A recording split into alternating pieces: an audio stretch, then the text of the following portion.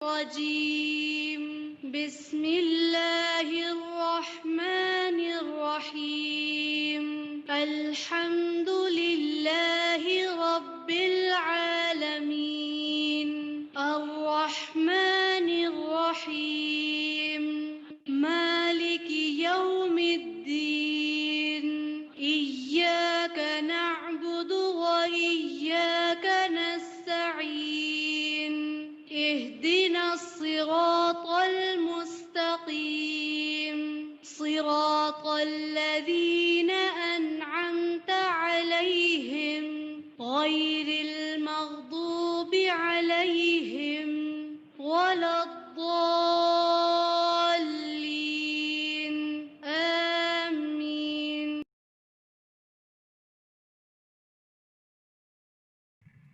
اعوذ باللہ من الشیطان الرجیم بسم اللہ الرحمن الرحیم السلام علیکم ورحمۃ اللہ وبرکاتہ. کیسے ہیں آپ لوگ؟ الحمدللہ. آپ لوگوں کا دن کیسا رہا؟ الحمدللہ، اللہ کا احسان، اللہ کا شکر. دعا کے ساتھ اپنے سیشن کا آغاز کریں گے. نحمد و نصلی علی رسولہ الکریم، اما بعد فاعوذ باللہ من الشیطان الرجیم بسم اللہ الرحمن الرحیم. رب اشرح لی صدری ویسر لی امری واحلل عقدۃ من لسانی یفقهوا قولی. اللہم فقہنا فی الدین رب یسر ولا تعسر وتمم بالخیر. اللہم انفعنا بما علمتنا وعلمنا ما ينفعنا وزدنا علما ربنا زدنا علما آمین الہی آمین. جی، آج ہم انشاءاللہ دعا کریں گے. سورہ نساء ہم پڑھ رہے ہیں اور بہت زیادہ جیسے اپنے آپ کو درست کرنے کی موٹیویشن آ رہی ہے نا، اپنا اخلاق درست کرنے کی، اپنے دل کو صاف کرنے کی، اپنی عبادات کو دیکھنے کی. ایسا ہے نا؟ الحمدللہ. تو اس میں پھر کیا ہے کہ ہمیں ساتھ ساتھ جہاں ہم پرسنل ایفرٹ کرتے ہیں وہاں پہ ہمیں دعاؤں کی ضرورت بھی رہتی ہے. صحیح، ہمیں دعائیں بھی مانگنی پڑتی ہیں، ہمیں اللہ تعالیٰ کی مدد بھی چاہیے، ہمیں اپنے ماحول کو بھی بہتر کرنا ہے. تو آج کی دعا قرآن کی دعا ہے، سورہ المؤمنون سے ہے. یہ آیہ نمبر آئی تھنک 119 ہے شاید. تو ہم دیکھ لیتے ہیں. اعوذ باللہ من الشیطان. آج کی دعا ہے ربی اعوذ بک من ہمزات الشیاطین واعوذ بک ربی ان یحضرون. اے میرے رب، میں شیاطین کی اکساہٹوں سے تیری پناہ لیتا ہوں، اور اے میرے رب میں اس بات سے بھی تیری پناہ لیتا ہوں کہ وہ میرے پاس آئیں. جی 97 98 جزاک اللہ خیرا کثیرا. 97 98 ہے، سورہ المومنون کی آیت ہے. اور یہ آیت جو ہے سورہ میں آئی، قرآن پاک میں یہ بات سکھائی اللہ تعالیٰ نے کہ کیا کرنا چاہیے کہ شیطان جو ہے ہمزات الشیاطین، اس کی اکساہٹیں، اس کے وسوسے جو ہیں وہ کیا آتے ہیں، دل میں آتے رہتے ہیں. اور یہ شیطان کا کام ہے، کیونکہ اس نے اللہ تعالیٰ سے وعدہ کیا ہوا ہے کہ میں تیرے بندوں کو بہکاؤں گا اور سامنے سے بھی آؤں گا، پیچھے سے بھی آؤں گا، دائیں سے بھی آؤں گا، بائیں سے بھی آؤں گا. ہمارے پاس کون سا راستہ کھلا ہے؟ دعا کا راستہ، اوپر والا راستہ. اوپر دعا ہے اور نیچے ہم سجدہ کرتے ہیں. تو یہ دو راستے جو ہیں وہ کھلے ہیں. اور ان شیطان کرتا کیا ہے، چیزوں کو جو ناپسندیدہ اعمال ہیں ان کو خوبصورت بنا کے پیش کرتا ہے. یہی اکساہٹ ہوتی ہے، وسوسہ ہوتا ہے نا، کہ جو ہمز کسے کہتے ہیں؟ کچھ ذہن میں آتی بات؟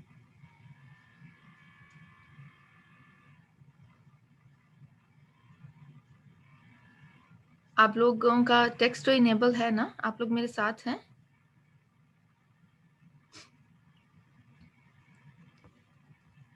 خیال ڈالنا آہٹ سے، ہلکا سا دل کے اندر. کبھی ایسے ہوتا ہے نا کہ ہم بالکل صحیح بیٹھے ہوتے ہیں اور ایک دم سے بے چینی ہوتی ہے، کہتے دل چاہ رہا ہے کہ یہ کام کر لیں، یا دل چاہ رہا ہے یہ کھانا بنا لیں، دل چاہ رہا ہے یہ یہاں پہ چلے جائیں. وہ جو دل کا چاہنا ہوتا ہے نا غیر ضروری باتوں پہ ہوتا ہے نا، اس طرح ہمیں اکثر. جی جینٹل پش، بالکل بڑا اچھا ورڈ یوز کیا آپ نے.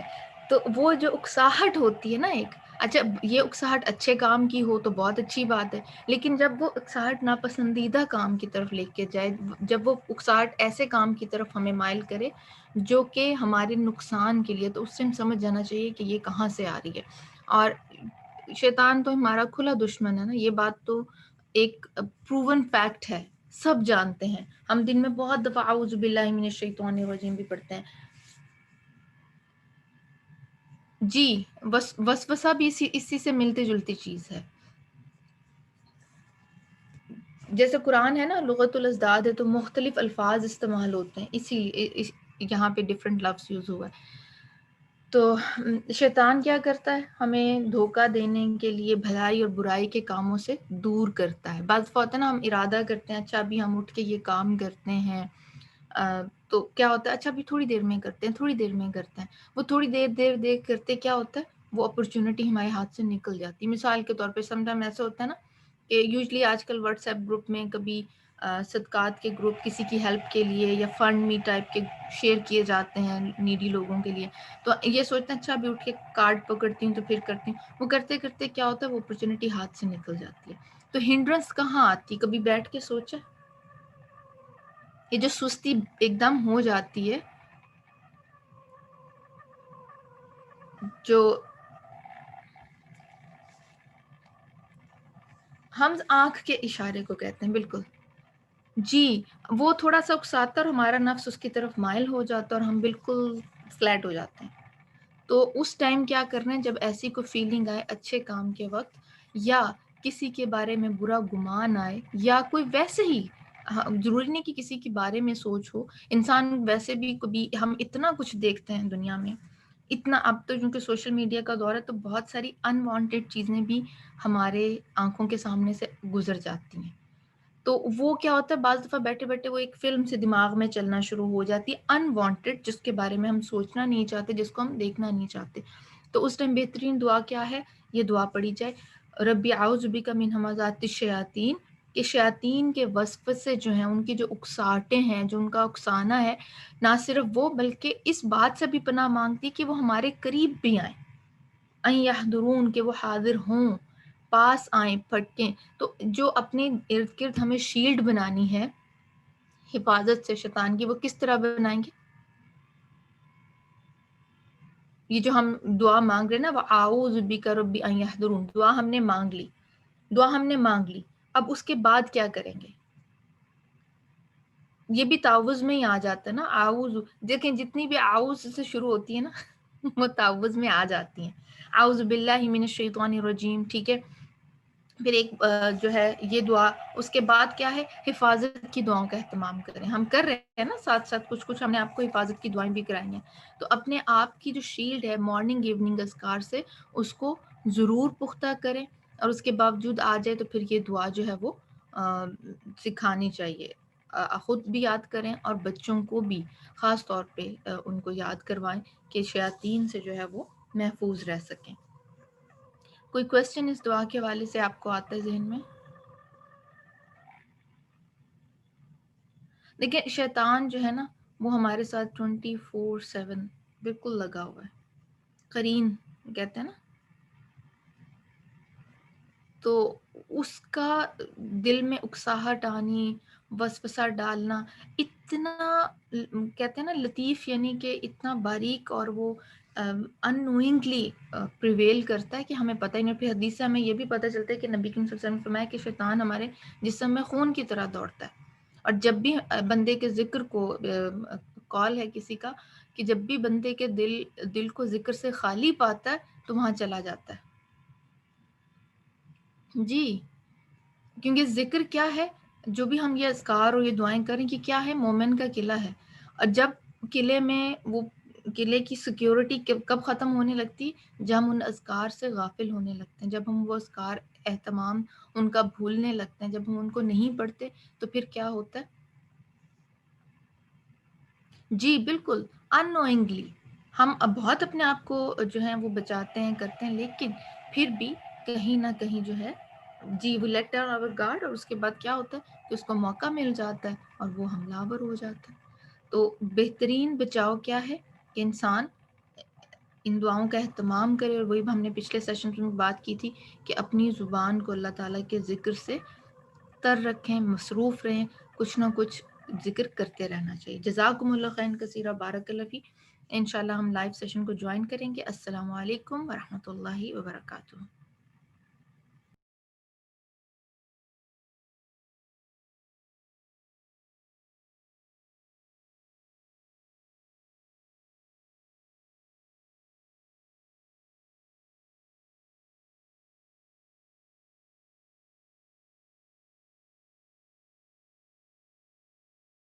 لما أنزلت إلي من خير فقير اللهم إنك عفو كريم تحب العفو فاعف عني اللهم إنك عفو كريم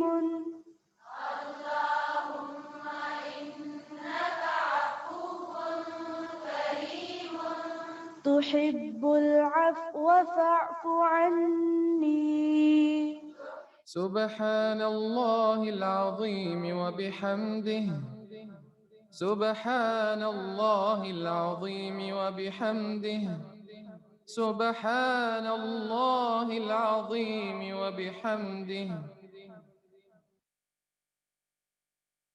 سبحان الله وبحمده عدد خلقه ورضا نفسه وزنة عرشه ومداد كلماته سبحان الله وبحمده عدد خلقه ورضا نفسه وزنة عرشه ومداد كلماته سبحان الله وبحمده عدد خلقه ورضا نفسه وزنة عرشه ومداد كلماته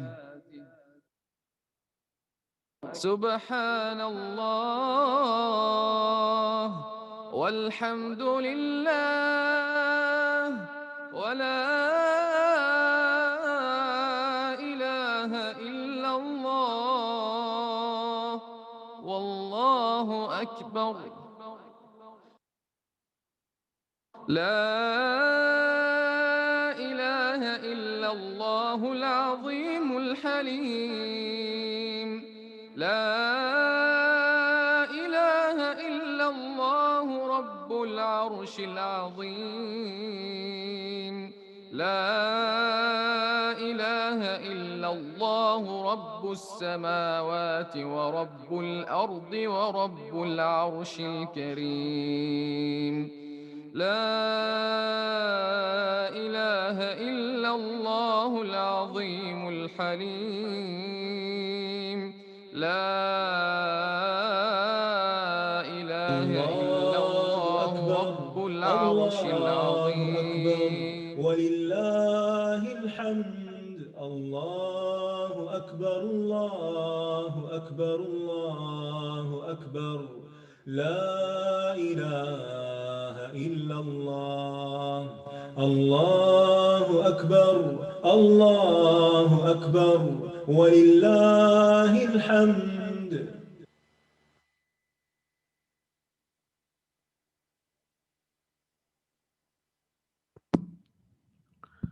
السلام علیکم ورحمۃ اللہ وبرکاتہ۔ آج ہم انشاءاللہ سورۃ النساء کی آیت نمبر 148 سے شروع کریں گے۔ چھٹا پارہ شروع ہو رہا ہے۔ نحمدہ ونصلی علی رسولہ الکریم، اما بعد فاعوذ باللہ من الشیطان الرجیم، بسم اللہ الرحمن الرحیم، رب اشرح لی صدری ویسر لی امری واحلل عقدۃ من لسانی یفقہوا قولی۔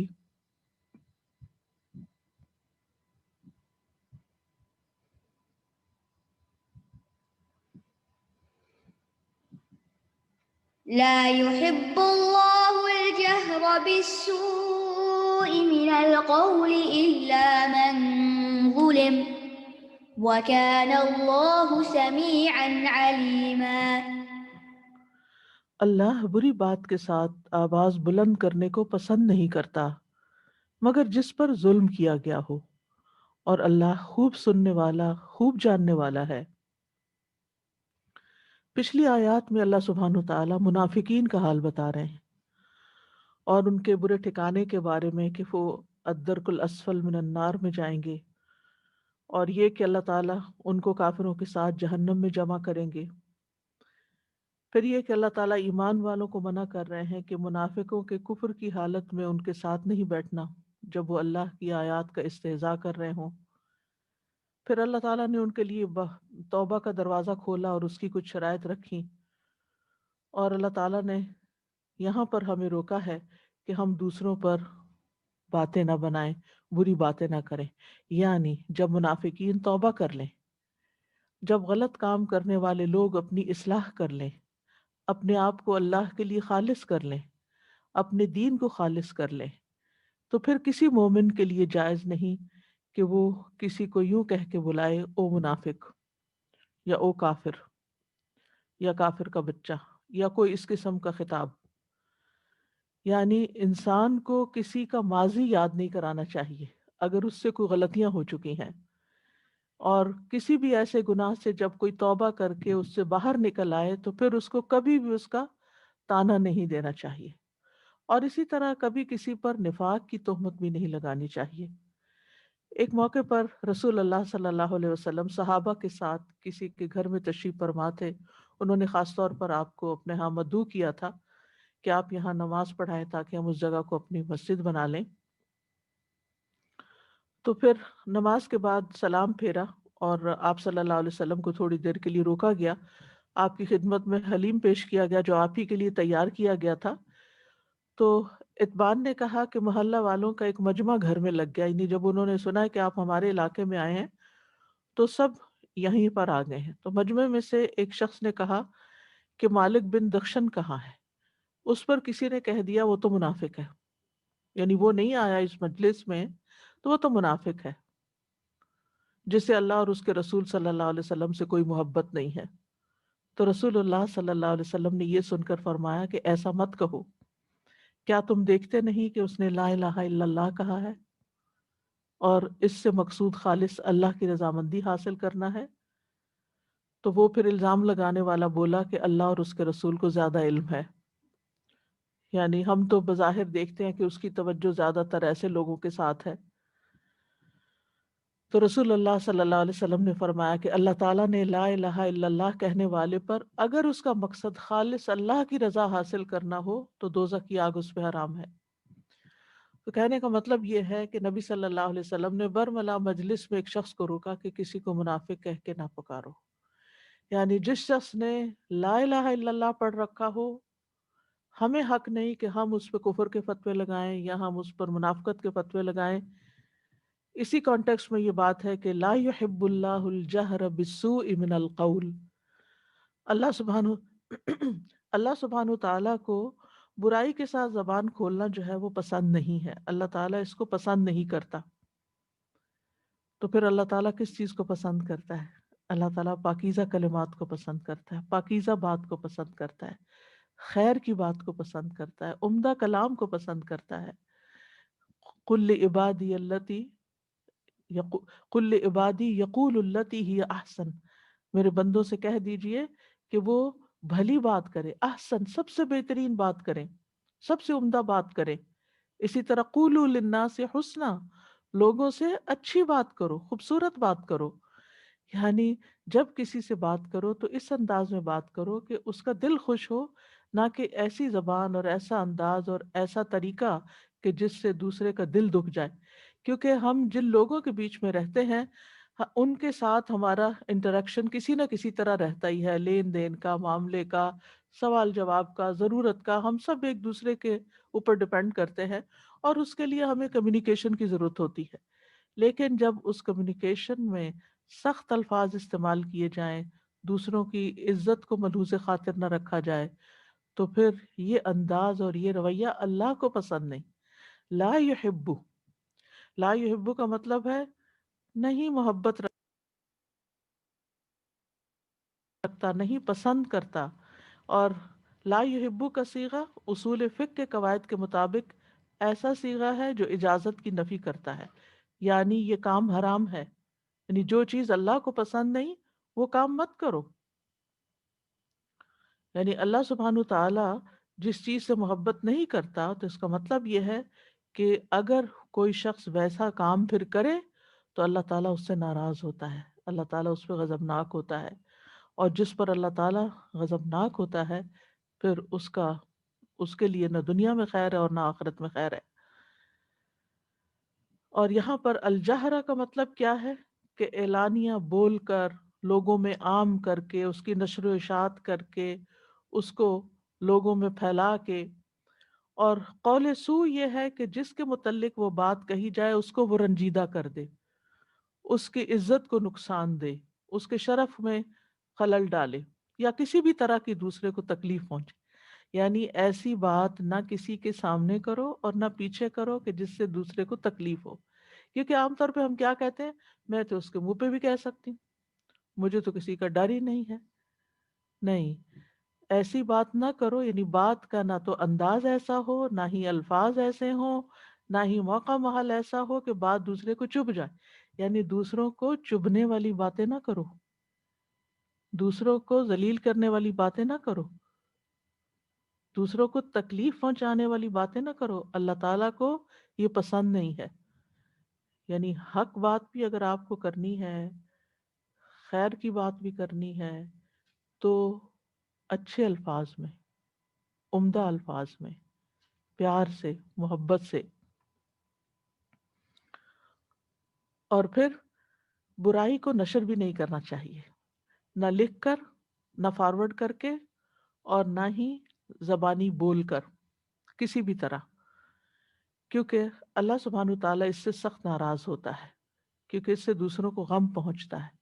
مثلا کسی کو گالی دینا، کسی پہ تہمت لگانا، بد اخلاقی سے پیش آنا، تو برائی پر مبنی گفتگو کی ممانعت کی گئی ہے.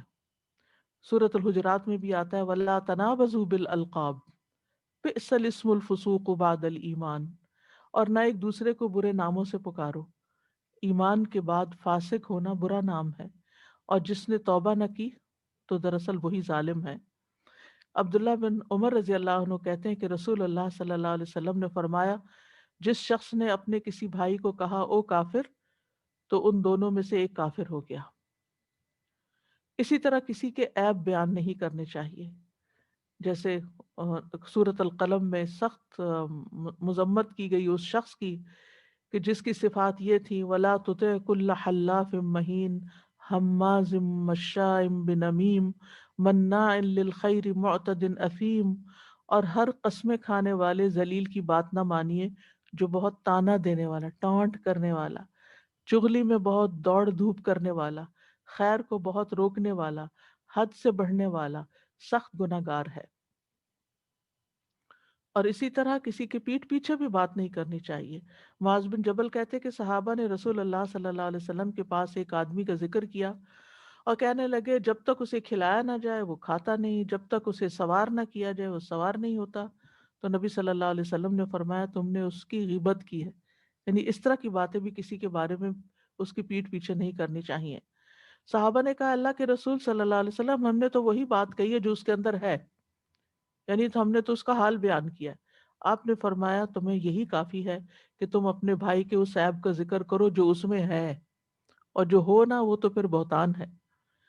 پھر اسی طرح یہ ہے کہ رسول اللہ صلی اللہ علیہ وسلم نے فرمایا ہر مسلمان دوسرے مسلمان کا بھائی ہے، نہ اس پہ ظلم کرتا ہے، نہ اسے رسوا کرتا ہے، نہ اسے حقیر سمجھتا ہے. یعنی کسی پہ ظلم بھی نہیں کرنا چاہے زبان سے ہی کیوں نہ ہو، نہ اسے رسوا کرنا ہے کہ اس کے بارے میں بری باتیں پھیلا کے، نہ اسے حقیر کرنا ہے. اسی طرح گناہوں کو کھلم کھلا بھی نہیں بیان کرنا چاہیے.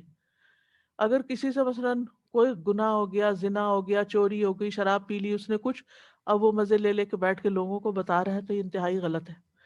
اسی طرح یہ جو آج کل ٹرینڈ ہے اخباروں کے اندر لوگوں کی برائیوں کو نشر کرنے کے واقعات ہیں، یہ ہمارے دین کی روح سے انتہائی غلط ہے. ہمارا دین اس کی اجازت نہیں دیتا دین ایسی برائیوں پہ پردہ ڈالتا ہے، کیونکہ جب برائی کو نشر کیا جاتا ہے تو جن کے اندر برائی کرنے کا مادہ ہوتا ہے ان کو شے مل جاتی ہے، فلاں بھی تو کر رہا ہے، اتنے لوگ یہ غلط کام کر رہے ہیں تو اس لیے میں نے کر لیا تو کیا ہوا۔ پھر بعض لوگ تو ان چیزوں کی تفصیلات جب پڑھتے ہیں تو طریقے معلوم کر لیتے ہیں، یعنی اگر کہیں چوری یا ڈاکہ ہوا ہے اور اس کی پوری چھوٹی چھوٹی ڈیٹیلز اخباروں میں آ گئی ہیں یا میڈیا پہ آ گئی ہیں، تو پھر لوگ کیا کرتے ہیں، ان ڈیٹیلز میں جا کے اس کے نقطے ملا کے دیکھتے ہیں کہ یہ شخص اس ڈاکے میں کیسے کامیاب ہوا، وہ راہ پا لیتے ہیں۔ اسی طرح بعض اوقات خطیب حضرات اپنے خطبوں کے اندر، جمعے کے خطبے میں یا کسی خطبے میں، معاشرے کے اندر جو برائیاں ہیں ان کو کھول کھول کے بیان کرنا شروع کر دیتے ہیں، تو یہ بھی درست نہیں، کیونکہ جو سننے والا ہے وہ مسجد میں بیٹھ کے برائیوں کے قصے سن رہا ہے، چاہے نام نہ بھی لیا جائے، اب نتیجہ کیا ہوگا کہ جب وہ نماز شروع کرے گا تو اس کا دھیان اسی میں ہی ہوگا کہ وہ فلاں شخص کیسا برا ہے، یا یہ اور یہ برائی نہیں، بجائے اس کے کہ دین کی مجلس میں آ کے ایک ہوپ انسان کے اندر پیدا ہو، وہ الٹا اس کے خلاف، یعنی کہ ایک منفی ذہن پیدا ہوتا ہے لوگوں کے خلاف۔ اسی طرح فحاشی بھی نہیں پھیلانی چاہیے، چاہے وہ بے حیائی کی تصویریں ہوں یا پھر باتیں ہوں، اور آپ اپنے کلوز سرکل میں بھی بیٹھ کے اپنی بہت پرائیویٹ لائف کی باتیں نہیں کرنی چاہیے، ہسبینڈ وائف کا جو کلوز ریلیشن شپ ہوتا ہے اس کی باتیں بھی بیان نہیں کرنی چاہیے۔ رسول اللہ صلی اللہ علیہ وسلم نے فرمایا، میری تمام امت کو معاف کر دیا جائے گا سوائے گناہوں کو کھلم کھلا کرنے والوں کے، اور گناہوں کو کھلم کھلا کرنے میں یہ بھی شامل ہے کہ ایک شخص رات کو کوئی گناہ کا کام کرے اور اس کے باوجود کہ اللہ نے اس کی پردہ پوشی کی، مگر صبح ہونے پر وہ کہنے لگے، اے فلاں میں نے کل رات فلاں فلاں برا کام کیا تھا، یعنی صبح لوگوں کو اس کا اشتہار دینے لگے۔ اسی طرح یہ ہے کہ اگر کوئی کسی کو برا کام کرتے دیکھ لے تو اس کی پردہ پوشی کرے۔ اسی طرح منفی الفاظ استعمال نہیں کرنے چاہیے کیونکہ وہ نیگیٹیوٹی پھیلاتے ہیں۔ تو ہمیں تو یہ تلقین کی گئی ہے کہ دوسروں کے عیب چھپاؤ، کیونکہ جو کسی مسلمان کے عیب چھپائے گا اللہ تعالیٰ قیامت کے دن اس کے عیب چھپائے گا۔ اسے ہم دیکھتے ہیں کہ سورۃ یوسف کے اندر حضرت یوسف کے ساتھ جب وہ واقعہ پیش آیا تھا کہ جس میں ایک عورت نے ان کو سیڈیوس کرنے کی کوشش کی تھی، تو جب وہ اس کا شوہر آ گیا سامنے سے اور وہ اس نے معاملے کی تحقیق کی تو انہوں نے صرف اتنا کہا کہ اس نے مجھے پھسلانے کی کوشش کی تھی، دیٹس اٹ۔ کوئی ڈیٹیلز نہیں دی اور نہ ہی قرآن مجید نے اس کی ڈیٹیلز کوئی بتائیں، جو اللہ سبحانہ تعالیٰ تو سب کچھ دیکھ رہا ہے، اگر یوسف علیہ السلام نے نہیں بتایا تھا تو اللہ تعالیٰ خود بتا دیتے، لیکن ایسی باتیں نہیں کی گئیں۔ اسی طرح کوئی بھی اس قسم کی بات ہو جو حیا سے تعلق رکھتی ہو تو اس کو ڈھکے چھپے الفاظ میں بیان کرنا چاہیے، نہ کہ کھول کھول کے، کیونکہ یہ کوئی اچھا اخلاق نہیں اور اچھا مزاج نہیں۔ اور ایک مسلمان جو ہوتا ہے وہ پاکیزہ نفس ہوتا ہے، اس کو پاکیزگی پسند ہوتی، اور اللہ تعالیٰ بھی پاکیزگی پسند فرماتے ہیں، ان اللہ یحب التوابین و یحب المتطہرین، یعنی یہاں لا یحب کیا نہیں پسند کرتا، اس کے اپوزٹ کیا پسند کرتا ہے، اللہ تعالیٰ کو تقویٰ کرنے والوں سے محبت ہے، محسنین سے محبت ہے۔ تو اس لیے مومن کا دل بھی صاف ہوتا ہے، مومن کی زبان بھی پاک ہوتی ہے، اور مومن کے طور طریقے بھی صاف ہوتے ہیں۔ تو ایمان ہمیں اسی طہارت کی حکم دیتا ہے، اور یہ جو کہا جاتا ہے نا الطہارۃ شطر الایمان، کہ طہارت اور پاکیزگی صرف جسم کی صفائی نہیں، اوور آل اخلاق کی، کردار کی پاکیزگی جو ہے یہ نصف ایمان ہے، اس کا اہتمام کرنا چاہیے۔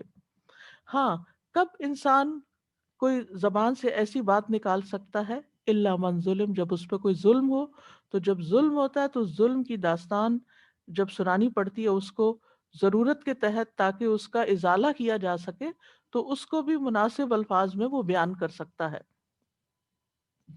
تو یہاں پر الا من ظلم کا ایک معنی یہ کیا گیا ہے کہ ظلم کو بیان کرنا، مثلا یہ کہ فلاں نے میرا مال چرا لیا، اس نے میری عزت خراب کی، میرا مال لوٹ لیا یا کھا لیا، کوئی بھی ایسا مسئلہ ہو، لیکن اس کا یہ مطلب نہیں کہ وہ ہر ایک کے بارے میں بری باتیں کرنا شروع کر دے، یہ سب لوگ ہی ایسے ہیں، یہ سارے ہی چور ہیں، یہ پورا خاندان ہی چور ہے، اور اس قسم کی باتیں۔ اگر کسی خاندان میں سے کسی ایک شخص نے کوئی غلط کام کیا ہے تو صرف اسی کی بات کی جائے، نہ کہ سب کی شروع کر دی جائے۔ اور اسی طرح حدیث میں بھی آتا ہے کہ قرض ادا کرنے میں مالدار کی طرف سے ٹال مٹول کرنا ظلم ہے، یعنی اگر کسی نے پیسہ لیا اور واپس نہیں کر رہا تو یہ ظلم کر رہا ہے. اب جس کا پیسہ وہ کھا رہا ہے یا دے نہیں رہا، وہ اگر کسی سے کہتا ہے کہ میری مدد کرو، فلاں سے میرا پیسہ دلوا دو، اس نے وہ میرا پیسہ نہیں دے رہا، تو یہاں یہ بات کی جا سکتی ہے، پھر یہ غیبت نہیں ہوگی. اور فرمایا اگر تم میں سے کسی کا قرض کسی مالدار کے حوالے کیا جائے تو اسے قبول کرے. یعنی قرض خواہ کو کہا جائے کہ کسی دوسرے نے میرا قرض دینا ہے، اس سے لے لو، تو وہ مان لے، یعنی کہ اس کو مان لینا چاہیے. لیکن جب مالدار لوگ بہانے کریں اور دوسروں کا مال واپس نہ کریں تو یہ درست نہیں ہے. پھر دوسرا معنی اس کا یہ کیا گیا کہ ظالم کو بد دعا دی جا سکتی ہے. یعنی جس پہ ظلم ہوا ہے، مظلوم جو ہے، اس کے لیے حلال ہے کہ وہ ظالم کے خلاف بد دعا کر لے. اور لیکن اس کا یہ مطلب نہیں کہ ہر ایک کو بد دعا کرنے کی اجازت مل گئی. کل ہی کسی نے مجھ سے مسئلہ پوچھا کہ سب ظالم ہے. یعنی ماں باپ ہونے کا مطلب یہ نہیں ہوتا کہ ہم اولاد کے خلاف جو چاہیں کر لیں، کہ یہ ہمارے بچے ہی ہیں نا، جیسے چاہیں ان سے پیش آئیں. نہیں، اولاد کے ساتھ بھی ظلم کیا تو اس کی بھی پوچھ ہوگی. یعنی کسی کے ساتھ بھی ظلم کی اجازت نہیں، کسی بھی رشتے کے ساتھ، چاہے اپنے ہی بچے کیوں نہ ہوں. تو بعض اوقات کچھ لوگوں کی عادت ہوتی ہے وہ دوسروں کو ایکسپلائٹ کرنے کے لیے چھوٹی چھوٹی بات پہ بد دعائیں دینے لگتے ہیں یا برا بھلا کہنے لگتے ہیں، تو اس کی بھی اجازت نہیں ہے. پھر تیسرا معنی اس کا یہ ہے کہ ظالم سے بغیر زیادتی کیے بدلہ لینا.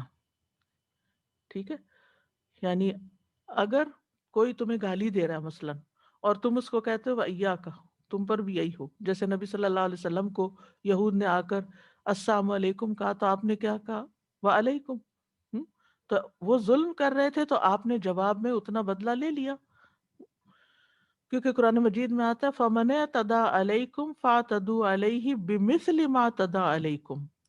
بس جو تم پر زیادتی کرے سو تم اس پر زیادتی کرو اتنی ہی جو اس نے تم پر کی، اس سے زیادہ نہیں، آگے نہیں بڑھنا. کسی نے ایک سنائی تو 10 سنا دی جواب میں، یہ پھر آپ مظلوم نہیں، ظالم ہو گئے. ایک اور جگہ پر آتا ہے وَإِنْ عَاقَبْتُمْ فَعَاقِبُوا بِمِثْلِ مَا عُوقِبْتُمْ بِهِ وَلَئِنْ صَبَرْتُمْ لَهُوَ خَيْرٌ لِلصَّابِرِينَ. اور اگر تم بدلہ لو تو اتنا ہی بدلہ لو جتنی تمہیں تکلیف دی گئی ہے، اور بلا شبہ اگر تم صبر کرو تو یقیناً وہ صبر کرنے والوں کے لیے بہتر ہے. ٹھیک ہے، تو بس اتنا ہی جتنی تمہیں تکلیف پہنچی ہے. یعنی کہ کسی نے ایک لگائی ہے تو آپ اس کو 10 لگا دیں تو یہ پھر ظلم ہو جائے گا. سورۃ شورى میں آتا ہے وَجَزَاءُ سَيِّئَةٍ سَيِّئَةٌ مِثْلُهَا فَمَنْ عَفَا وَأَصْلَحَ فَأَجْرُهُ عَلَى اللَّهِ إِنَّ اللَّهَ لَا يُحِبُّ الظَّالِمِينَ. اور کسی برائی کا بدلہ اس کی مثل ایک برائی ہے، یعنی اتنا ہی بدلہ لیا جا سکتا ہے. پھر جو کوئی معاف کر دے اور اصلاح کر لے تو اس کا اجر اللہ کے ذمے ہے، بے شک وہ ظالموں سے محبت نہیں کرتا. تو اللہ من ظلم میں یہ 3 معنی آ گئے اور یہ تینوں ہی صحیح ہیں. تو اس سے یہ پتہ چلتا ہے کہ صاحب حق کو اپنی بات کہنے کی اجازت ہے. ایک شخص نبی صلی اللہ علیہ وسلم سے اپنے قرض کا تقاضا کرنے کے لیے آیا اور سخت گفتگو کرنے لگا، حالانکہ آپ اللہ کے رسول تھے. صحابہ غصے سے اس کی طرف بڑھے، لیکن رسول اللہ صلی اللہ علیہ وسلم نے فرمایا اسے چھوڑ دو، کیونکہ صاحب حق کہنے کا حق رکھتا ہے. یعنی چونکہ اس کا حق ہے تو اس لیے اس کا حق ہے کہ یہ بات کرے. بہرحال پھر آپ نے فرمایا کہ یعنی اس کا قرض واپس کرو اور بدلے میں جانور دو. اور صحابہ نے کہا کہ اس سے بڑی عمر کا جانور ہے، اتنا نہیں ہے جتنا اس کو واپس کرنا ہے. آپ نے فرمایا اسے وہی دے دو، کیونکہ تم میں سے سب سے اچھا آدمی وہ ہے جو دوسروں کا حق پوری طرح ادا کرتے، یعنی اچھے طریقے سے ادا کرے. تو یہاں جو ظلم کی داستان بیان کرنے کی اجازت ہے تو اس کا یہ مطلب نہیں کہ انسان ہر مجلس میں اپنی کہانی لے کر بیٹھ جائے. وہ داستان اس سے بیان کرے کہ جو اس کی مدد کر سکتا ہو یا اس کو کوئی مشورہ کر سکتا ہو. کھلم کھلا اعلان کرنے کی ضرورت نہیں ہے. اسی طرح اپنے عمل سے بھی ظلم ظاہر کیا جا سکتا ہے، لیکن اظہار میں حد سے نہیں بڑھنا چاہیے کہ بہتان لگائے یا گالیاں دے یا اور اس طرح کی باتیں کرے. رسول اللہ صلی اللہ علیہ وسلم نے فرمایا ایک دوسرے کو برا بھلا کہنے والے جو کچھ بھی کہتے ہیں اس کا وبال پہل کرنے والے پر ہے جب تک مظلوم حد سے تجاوز نہ کرے. اگر مظلوم ظلم کا اظہار کرتا ہے تو اس سے اللہ کی محبت کی نفی نہیں ہوگی. ٹھیک ہے، یعنی مظلوم کو جو حق دیا گیا ہے کہ وہ جواب میں اپنے یعنی وہ جو 3 معنی کیے گئے ہیں کہ جس کو اجازت ہے بدلہ لینے کی، تو پھر اللہ سبحانہ وتعالی اس سے محبت کریں گے، محبت روکیں گے نہیں. ٹھیک ہے. وَكَانَ اللَّهُ سَمِيعًا عَلِيمًا. بسم اللہ. اور ہے اللہ خوب سننے والا، خوب جاننے والا. یہاں اللہ سبحانہ وتعالیٰ نے اختتام پر اپنی 2 صفات کا ذکر فرمایا ہے، 2 اچھے اچھے ناموں کا ذکر کیا ہے کہ لوگوں اللہ سننے والا ہے اور جاننے والا ہے. تو اللہ کے ڈر کو ہمیشہ ذہن میں رکھو. اللہ تعالیٰ تمہاری باتیں سن رہا ہے اور جو تمہارے دلوں میں ہے اس کو خوب جانتا ہے. یعنی ایسی بات کہنے سے ڈرو جسے اللہ پسند نہیں کرتا، اور اپنے دلوں میں بھی چھپا کے نہ رکھو جو اللہ کو پسند نہیں. ٹھیک ہے. اور اسی طرح یہ ہے کہ مظلوم اگر بد دعا کرے گا تو اللہ تعالیٰ اس کو بھی سنتا ہے. تو اس آیت سے ہمیں جو بات پتہ چلتی ہے اہم، وہ یہ ہے کہ پیچھے جو منافقوں کا ذکر کیا گیا، تو منافقت سے جو بات انسان کو نکالتی ہے وہ اس کے ایمان کے بعد اس کا عمل اور کردار ہے. یعنی ایمان جو ہے صرف عقیدہ نہیں ہے بلکہ ادب، کردار، اخلاق سب کچھ اس میں شامل ہے. اور پھر یہ اسلام کا حسن ہے کہ اللہ سبحانہ وتعالی برائی کے اظہار کو پسند نہیں کرتے، لہٰذا ہمیں ان چیزوں کو ہمیں بھی پسند نہیں کرنا چاہیے، کیونکہ برائی کو ظاہر کرنے سے بہت سے نقصانات ہوتے ہیں. لوگوں کی شرم و حیا ختم ہو جاتی ہے، ریلیشن شپ ختم ہو جاتے ہیں. اسلام پاکیزہ گفتگو کا حکم دیتا ہے، اچھی باتوں پر دوام کرنا چاہیے. یعنی ہمیشہ اس اخلاق کو اپنے ساتھ رکھنا چاہیے. یہ نہیں کہ جو ہمارے ساتھ اچھے ہیں ان کے ساتھ تو ہم اچھی بات کریں، اور جو ہمارے ساتھ زیادتی کریں ہم ان کے ساتھ اس سے بڑھ کے زیادتی کرنے والے ہوں. تو ہم سب اپنے ساتھ اس بات کا عہد کریں کہ ہم اپنی گفتگو کو پاکیزہ بنائیں گے، خوبصورت بنائیں گے، محبت بھرے کلمات کہیں گے، اور اللہ سبحانہ تعالیٰ کی پسند کی بات کریں گے، ان باتوں سے بچیں گے کہ جو اللہ تعالیٰ کو ناپسند ہیں. اپنی گفتگو کے دوران آپ دوسروں سے پوچھ سکتے ہیں کہ میری باتوں میں کون سی چیز پسندیدہ نہیں، تاکہ میں اس کی اصلاح کر لوں. تو انشاءاللہ جب نیت اور ارادہ ہوگا تو ہم اس کی اصلاح کریں گے تاکہ ہمیں اللہ کی محبت حاصل ہو. نیکسٹ. إن تبدوا خيرا أو تخفوه أو تعفوا عن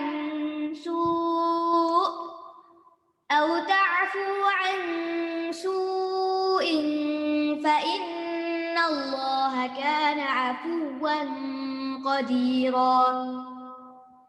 اگر تم کوئی نیکی ظاہر کرو یا اسے چھپاؤ یا کسی برائی سے درگزر کرو تو بے شک اللہ تعالیٰ بہت معاف کرنے والا، بہت قدرت رکھنے والا ہے.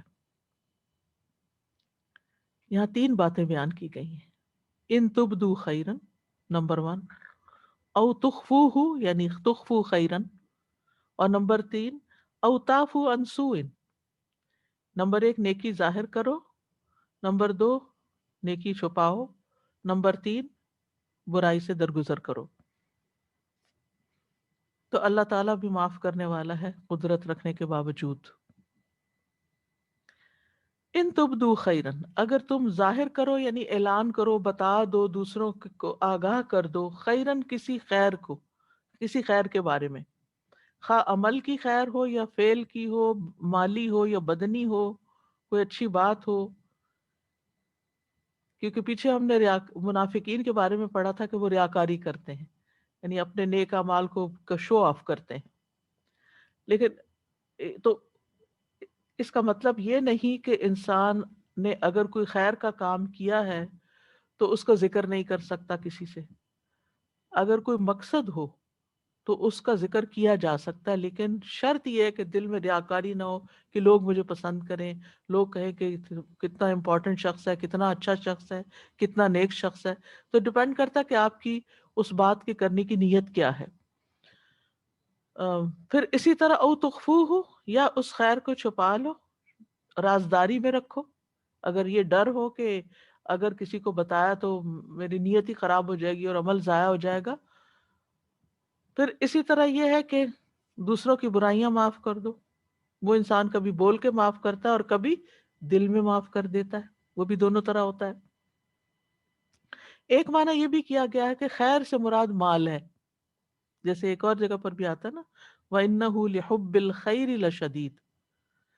تو خیر سے مراد مال ہے، تو اگر تم صدقہ اعلانیہ دو یا اس کو چھپا کر دو، رازداری سے دو، تو اللہ تعالیٰ جو ہے اس کو سب پتا ہے. اب اگر کوئی یہ پوچھے کہ کون سی خیر بہتر ہے، ظاہر یا چھپی ہوئی، تو چھپی ہوئی زیادہ بہتر ہے، کیونکہ قرآن مجید میں آتا ہے ان تبدوا الصدقات فنعما ہی وان تخفوها او وتؤتوها الفقراء فهو خیر لکم. ٹھیک ہے نا؟ اگر تم صدقات ظاہر کر کے دو، سب کے سامنے دو، دوسروں کو بتا دو میں نے فلاں کو یہ دیا، ایسا کیا، تو کوئی بات نہیں. اگر آپ کی نیت یہ ہے کہ ان کو بھی شوق پیدا ہو، کیونکہ بعض اوقات آپ اچھا کام کر کے دوسروں کو مثال دیتے ہیں، اپنے بچوں کو ہی مثال دیتے ہیں کہ میں جب 18 کی تھی تو میں نے یہ اور یہ کام کیے مثلا. اور مقصد آپ کا یہ نہیں ہوتا کہ آپ اپنی بڑائی جتائیں، مقصد یہ ہوتا ہے کہ بچوں کو ایک موٹیویشن ملے. ٹھیک ہے، فائن. لیکن یہاں پر خاص مالی صدقات کی بات ہے کہ اگر تم اس کو چھپاؤ اور فقراء کو دو تو یہ زیادہ بہتر ہے. فہو خیر لکم.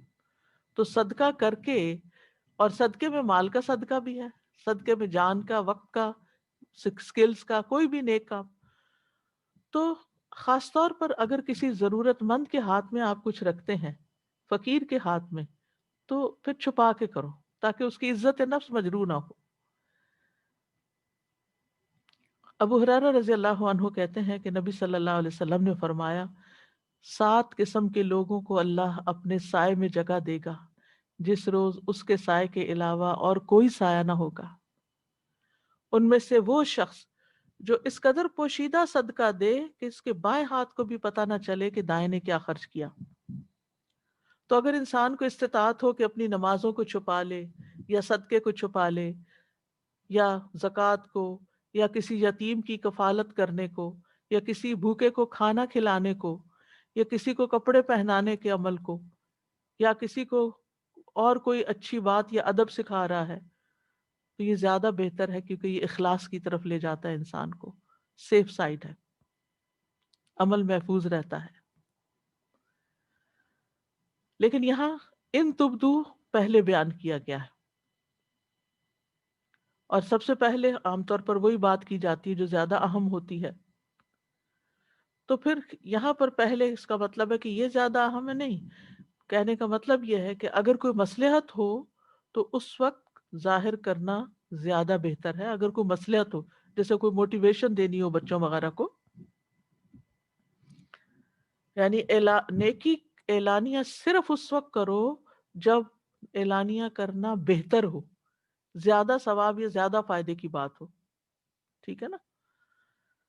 او تعفو عن سوء، یا تم برائی سے درگزر کرو، برائی کو معاف کر دو. جیسے پیچھے آیا نا وَلَئِن صَبَرْتُمْ لَهُوَ خَيْرٌ لِلصَّابِرِينَ، سورۃ نحل کی آیت جو میں نے پڑھی کہ اگر تم صبر کرو تو صبر کرنے والوں کے لیے زیادہ بہتر ہے. یا سورۃ شورى کی آیت میں بھی تھا کہ جو معاف کر دے اور اصلاح کر لے تو اس کا اجر اللہ کے ذمہ ہے.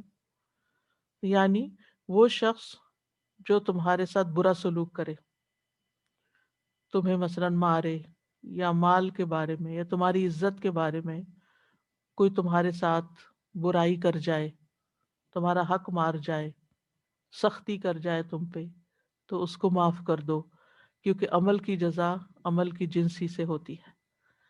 تو جو اللہ کی خاطر کسی کو معاف کرتا ہے اللہ تعالیٰ اس کو معاف کر دیتا ہے.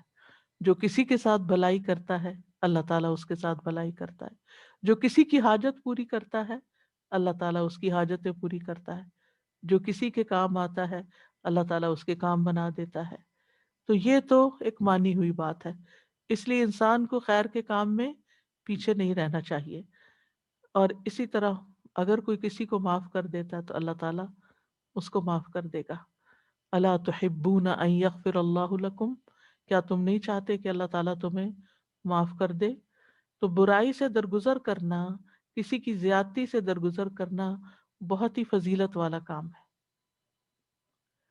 آج صبح ہی کسی نے مجھے بتایا کہ کسی نے آج ان کے ساتھ بہت سخت بدتمیزی کی ہے، بہت ان کے اوپر چیخنا چلانا کیا، اور انہوں نے کوئی جواب نہیں دیا، بہت اچھے سے بات کی، صبر کر لیا، معاف کر دیا.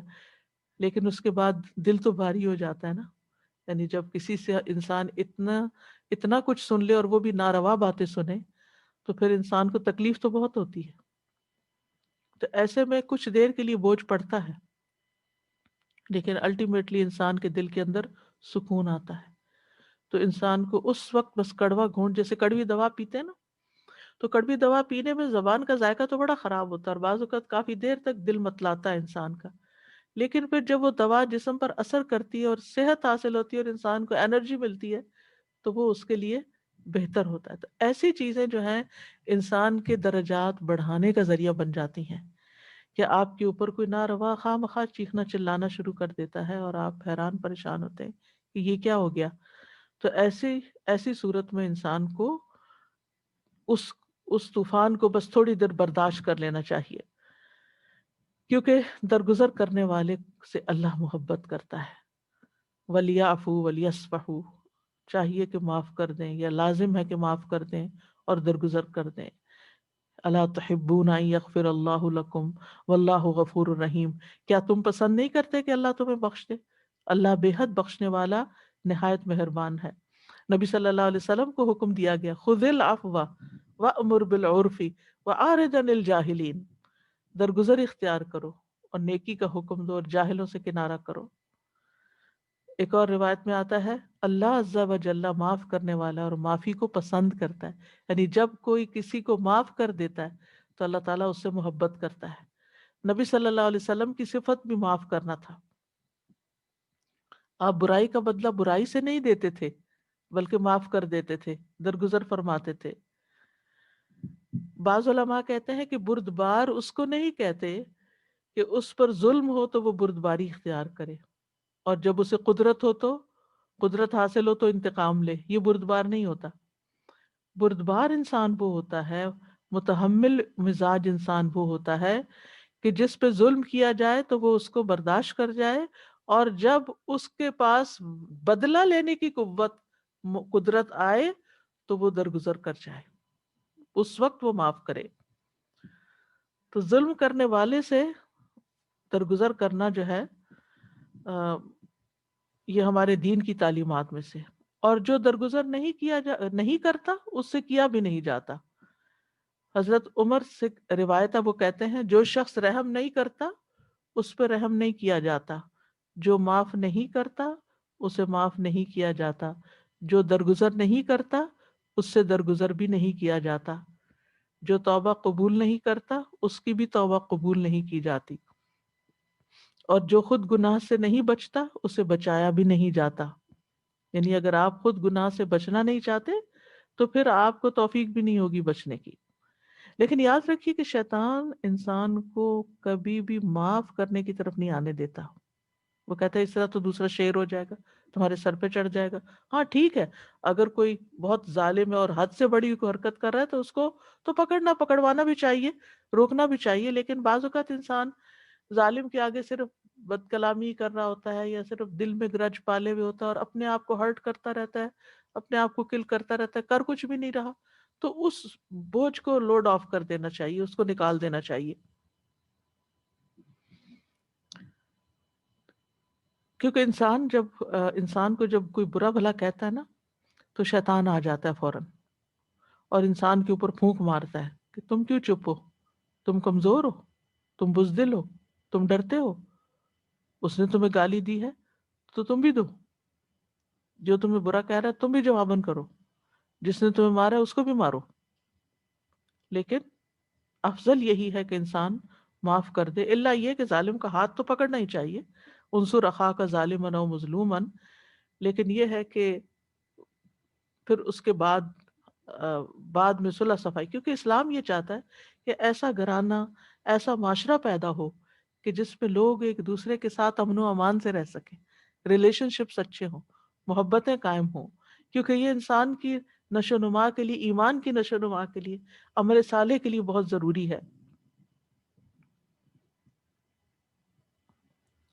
لیکن جہاں اللہ کی کوئی حد توڑی جا رہی ہو وہاں نہیں معاف کیا جائے گا. مثلا کسی نے چوری کی ہے اور جو جرم ثابت ہو گیا، اب اس کا ہاتھ کٹنا ہے اسلامی قانون کے مطابق جہاں جہاں نافذ ہے. تو اب کوئی آ کے سفارش کرے کہ نہیں پلیز آپ ایسا نہیں کریں، تو آپ کہیں اچھا میں معاف کرتا ہوں. نہیں، نبی صلی اللہ علیہ وسلم نے اس معاملے میں معافی کی اجازت نہیں دی. اللہ کی حدیں جاری ہوگی. آپ اس کے بارے میں آتا ہے کہ کسی حاکم کے لیے جائز نہیں کہ اس کے پاس حد کا کوئی مقدمہ آئے اور وہ اسے نافذ نہ کرے. ٹھیک ہے. فَإِنَّ اللَّهَ كَانَ عَفُوًّا قَدِيرًا، تو بے شک اللہ تعالیٰ بھی معاف کرنے والا ہے، قدرت رکھنے والا ہے. یعنی اللہ تعالیٰ نافرمانوں سے کتنا درگزر کرتا ہے. اب دیکھیں دنیا بھری پڑی ہے گناہوں سے، اللہ کی نافرمانیوں سے، اور وہ دن رات درگزر کیے ہوئے، پکڑتا نہیں. حالانکہ اس کو انہیں سزا دینے پر پوری قدرت حاصل ہے، کوئی بھی اللہ کی پکڑ سے بچ نہیں سکتا. لیکن پھر بھی اللہ تعالیٰ درگزر کیے جا رہے. کچھ لوگ ہیں جو اس کو مانتے ہی نہیں، کچھ لوگ ہیں جو اس کو برا بھلا کہتے ہیں، کچھ لوگ اس کے رسولوں کو گالیاں دیتے ہیں، ان کو برا بھلا کہتے ہیں. اللہ سبحانہ تعالیٰ سب کچھ دیکھ رہا ہے، پھر بھی ان کو کھانے کو بھی دے رہا ہے، سونے کو بھی دے رہا ہے، اور بھی جو بھی دنیا کی نعمتیں وہ انجوائے کر رہے ہیں. لیکن ایک دن تو پھر پکڑے گا اگر وہ توبہ نہیں کریں گے. تو یہاں اللہ تعالیٰ کی ان دو صفات کا ذکر اس لیے کیا گیا ہے کہ دیکھو اللہ تعالیٰ پوری طرح قدرت رکھنے کے باوجود معاف کرتا ہے، تو تمہیں بھی کیا کرنا چاہیے؟ معاف کرنا چاہیے. یعنی اللہ سبحانہ تعالیٰ کسی عاجزی کی وجہ سے، بے بسی کی وجہ سے معاف نہیں کرتا، قدرت رکھنے کے باوجود معاف کرتا ہے. القادر ہے، القدیر ہے، المقتدر ہے.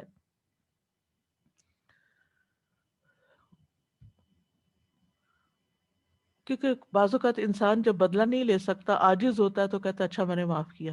لیکن اگر قوت آتی ہے تو پھر پکڑتا ہے. تو یہ ایسا نہیں. اللہ سبحانہ تعالیٰ درگزر کرنے میں سب سے زیادہ کامل ہے. تو عمل کی بات یہی ہے کہ انسان چھوٹی چھوٹی باتوں کو کم از کم معاف کرنا سیکھے، اگنور کر دے، درگزر کرے، سنی انسنی کر دے. تبھی کام چلتا ہے، تبھی ریلیشن شپ نپتے ہیں. لیکن اگر ہر چھوٹی بڑی بات اور پھر اس سے بڑھ کر بدگمانیوں پر مبنی الزام تراشیاں کرنا اور دوسرے کے ساتھ لڑائی جھگڑا مول لینا، یہ اپنے اعمال کو برباد کرنا ہے. نیکسٹ.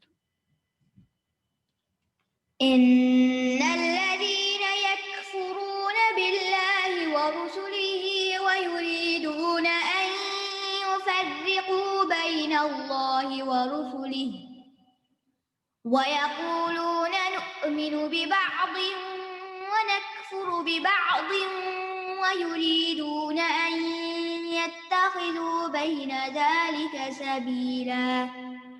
بے شک جو لوگ اللہ اور اس کے رسولوں کا انکار کرتے ہیں اور چاہتے ہیں کہ اللہ اور اس کے رسولوں کے درمیان تفریق کریں، اور کہتے ہیں کہ ہم کچھ کو مانتے ہیں اور کچھ کا ہم انکار کرتے ہیں، اور وہ چاہتے ہیں کہ اس کے درمیان کا کوئی راستہ اپنا لیں. ان الذین یکفرون باللہ ورسلہ، اللہ اور اس کے رسول کے ساتھ کچھ لوگ یقیناً کفر کرتے ہیں. اس کا کیا مطلب ہے؟ کہ وہ ان چیزوں کا انکار کر دیتے ہیں جن کو ماننا لازم ہے، خواہ اللہ کی ہستی کا انکار ہو، یا اس کی ربوبیت کا انکار ہو، یا اس کے اسماء و صفات کا انکار ہو، اور اسی طرح ان چیزوں کا انکار جو یعنی رسولوں کا انکار کیا کہ ان کو رسول ہی نہ ماننا، یا پھر یہ ہے کہ ان کا وہ مقام نہ دینا، وَيُرِيدُونَ أَن يُفَرِّقُوا بَيْنَ اللَّهِ وَرُسُلِهِ، اور وہ چاہتے ہیں کہ اللہ اور اس کے رسولوں کے درمیان تفریق کریں. وہ کیسے؟ کہ اللہ کو تو مانیں گے ہم، رسولوں کو نہیں مانتے، بعض کو مانتے ہیں بعض کو نہیں مانتے. وَيَقُولُونَ نُؤْمِنُ بِبَعْضٍ وَنَكْفُرُ بِبَعْضٍ، یہ اس کی وضاحت ہو جاتی ہے. وہ کہتے ہیں ہم بعض کو مانتے ہیں اور بعض کو نہیں مانتے. مثلا نصارہ کہتے ہیں کہ ہم عیسیٰ علیہ السلام کو مانتے ہیں لیکن محمد صلی اللہ علیہ وسلم کو نہیں مانتے. یہود کیا کہتے ہیں کہ ہم موسیٰ علیہ السلام تک تو مانتے ہیں لیکن اس کے بعد عیسیٰ علیہ السلام اور محمد صلی اللہ علیہ وسلم کو نہیں مانتے. تو یہ تفریق کرنا ہے، یعنی انہوں نے اللہ اور اس کے رسولوں کے درمیان فرق کر دیا کہ اللہ پر ایمان لاتے ہیں اور کچھ رسولوں کو بھی مانتے ہیں لیکن کچھ رسولوں کا انکار کرتے ہیں. ایمان جب مکمل ہوتا ہے جب ہر نبی پر ایمان لایا جائے جس کو اللہ نے دنیا میں بھیجا. سورۃ البقرہ میں آتا ہے قولوا آمنا باللہ وما انزل الینا وما انزل الی ابراہیم واسماعیل واسحاق ویعقوب والاسباط وما اوتی موسیٰ وعیسیٰ وما اوتی النبیون من ربہم لا نفرق بین احد منہم ونحن لہ مسلمون. اے اہل کتاب تم یوں کہو کہ ہم اللہ پر ایمان لائے اور اس پر جو ہم پر اتارا گیا اور اس پر جو ابراہیم، اسماعیل، اسحاق، یعقوب اور ان کی اولاد پر اتارا گیا علیہم السلام، اور اس پر بھی جو موسیٰ اور عیسیٰ اور دوسرے انبیاء کو ان کے رب کی طرف سے دیا گیا علیہم السلام. ہم ان انبیاء میں سے کسی پہ تفریق نہیں کرتے، ہم تو اسی کے فرما بردار ہیں. تو اس کی اجازت نہیں ہے کہ انسان پک اینڈ چوز کرے، اپنی چوائس سے کسی کو مانے اور کسی کو نہ مانے. جس کسی کو اللہ نے دنیا میں رسول کے طور پہ بھیجا ہے ان کو ماننا ایمان کا تقاضا ہے. وَيُرِيدُونَ أَن يَتَّخِذُوا بَيْنَ ذَلِكَ سَبِيلًا، وہ چاہتے ہیں کہ اس کے بیچ کی کوئی راہ نکال لیں.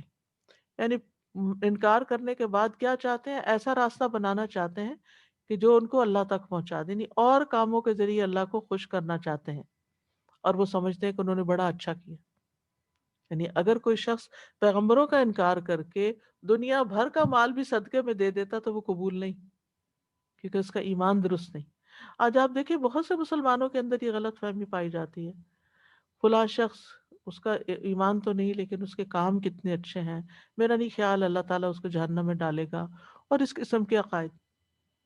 یہاں پر کیا ہے، وہ چاہتے ہیں کہ بیچ کی کوئی راہ بنا لیں، لیکن اللہ تعالیٰ کیا فرماتے ہیں؟ قل هل ننبئكم بالاخسرین اعمالا الذین ضل سعیهم فی الحیاۃ الدنیا ویحسبون انہم یحسنون صنعا اولئک الذین کفروا بآیات ربہم ولقائہ. وہ لوگ جن کی کوشش دنیا کی زندگی میں ضائع ہو گئی اور وہ سمجھتے ہیں کہ بڑے اچھے کام کر رہے ہیں، یہی لوگ ہیں جنہوں نے اپنے رب کی آیات اور اس کی ملاقات کا انکار کیا. تو رب کا انکار ہو یا اس کے رسولوں کا انکار ہو یا آخرت کا انکار ہو یا کتابوں کا، اور ان میں سے کسی، یعنی ساری چیزوں کو مانتے ہیں اگر، اور صرف ایک رسول محمد صلی اللہ علیہ وسلم کو نہیں مانتے، کسی نیکی کا کوئی فائدہ نہیں، سب ضائع. تو بہت ضروری ہے کہ ایمان کے تقاضے پورے کیے جائیں. اور یہ رسولوں کے درمیان تفریق کیوں کرتے ہیں؟ اس کی بنیادی وجہ یہ ہے کہ وہ اپنے آباء و اجداد کے طریقے پہ چلنا چاہتے ہیں، لیکن وہ یہ نہیں جانتے کہ بعض رسولوں کا انکار سب کا انکار ہے. جیسے آتا ہے نا کذبت قوم نوح المرسلین، قوم نوح نے سب رسولوں کا انکار کر دیا، حالانکہ اس وقت تک تو یعنی اتنے رسول آئے بھی نہیں تھے، لیکن اگر انہوں نے نوح علیہ السلام کا انکار کیا تو اس کا مطلب سبھی کا انکار کیا. تو یہاں اس بات کی مذمت کی گئی ہے، اور انبیاء کا انکار کرنے سے انسان اللہ کے عذاب سے نہیں بچ سکتا، کیونکہ اگلی آیت میں فرمایا نیکسٹ أولئك هم الكافرون حقا وأعتدنا للكافرين عذابا مهينا. یہی لوگ دراصل حقیقی کافر ہیں اور ہم نے کافروں کے لیے رسوا کرنے والا عذاب تیار کر رکھا ہے. کتنی ڈرنے کی بات ہے، اور کتنی زیادہ لوگوں کو اس کی آگاہی دینے کی بات ہے۔ بعض اوقات ہم کہتے ہیں نا کہ وہ تو اللہ کو بھی مانتے ہیں اور آخرت کو بھی مانتے ہیں اور فرشتوں کو بھی مانتے ہیں اور سارے رسولوں کو مانتے ہیں، بس ایک نبی صلی اللہ علیہ وسلم ہی کو نہیں مانتے، اور اتنے اچھے اچھے کام کرتے ہیں، تو کیا صرف ایک نبی صلی اللہ علیہ وسلم کے انکار سے اتنی بڑی سزا ہوگی؟ وہ وہ وہ بھی تو مسلمان ہے، ہو سکتا ہے کہ اللہ تعالیٰ ان کو معاف کر دے۔ وہ نہیں قرآن مجید میں آتا کہ ان الذین آمنوا والذین ہادوا والنصارى والصابئین من آمن باللہ والیوم الآخر، کہ جو اللہ اور آخرت پر ایمان لائے تو پھر اس یعنی چاہے کوئی بھی ہو کسی مذہب سے تعلق رکھنے والا، تو وعمل صالحا فلہم اجرہم عند ربہم ولا خوف علیہم ولا ہم یحزنون۔ لیکن صرف کسی ایک آیت کو لے کے معنی نہیں نکالا جا سکتا، اس آیت کو بھی پڑھنے کی ضرورت ہے کہ جو رسولوں کے درمیان فرق کر دیتے ہیں، کسی کو رسول مانتے ہیں اور کسی کو نہیں مانتے، تو اولئک هم الکافرون حقا واعتدنا للکافرین عذابا مہینا، اور یہ چیز دردناک عذاب کی طرف، رسوا کرنے والے عذاب کی طرف لے جانے والی۔ اب یہ کیوں کہا گیا عذاب مہینہ؟ کیونکہ انہوں نے انبیاء کی اہانت کی ہے، یعنی کسی کا مقام تسلیم نہ کر، یعنی جس طرح انہوں نے رسولوں کا انکار کر کے ان کی تذلیل کی ہے، اسی طرح ان کو بدلہ بھی ایسا ہی ملے گا۔ اور اس لیے بھی کہ انہوں نے دین کو اور دین کی باتوں کو کوئی اہمیت ہی نہیں دی، ان باتوں کو جو رسول ان کے پاس لے کر آئے، تو بدلہ جو ہے وہ عمل کی جنس کے مطابق ہوتا ہے، جیسا عمل ہوتا ہے ویسا ہی بدلہ ہوتا ہے۔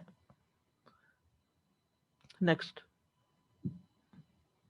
والذين آمنوا بالله ورسله ولم يفرقوا بين أحد منهم أولئك سوف يؤتيهم أجورهم وكان الله غفورا رحيما۔ اور جو لوگ اللہ اور اس کے رسولوں پر ایمان لائے اور ان میں سے کسی ایک کے درمیان بھی تفریق نہیں کی، یہی لوگ ہیں جنہیں وہ ان کے اجر ضرور عطا کرے گا، اور اللہ بہت بخشنے والا، نہایت رحم کرنے والا ہے۔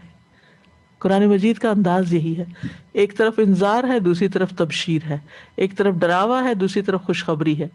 اسی لیے قرآن مجید کو مثانی بھی کہا جاتا ہے، دوری دوری بات ہوتی ہے، یعنی جب ایک بات کی جاتی ہے تو اس سے اس کے اپوزٹ بھی بات کی جاتی ہے۔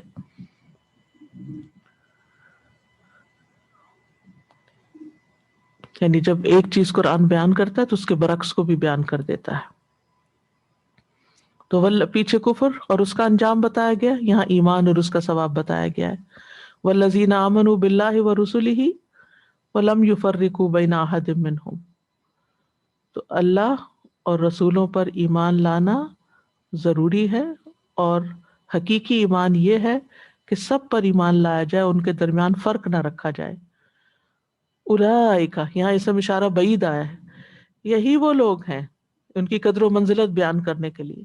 سوف، سوف اور سین میں فرق ہوتا ہے، اور یہ دونوں فعل مضارع پر آتے ہیں، کبھی سوفا آتا ہے کبھی سین آتا ہے۔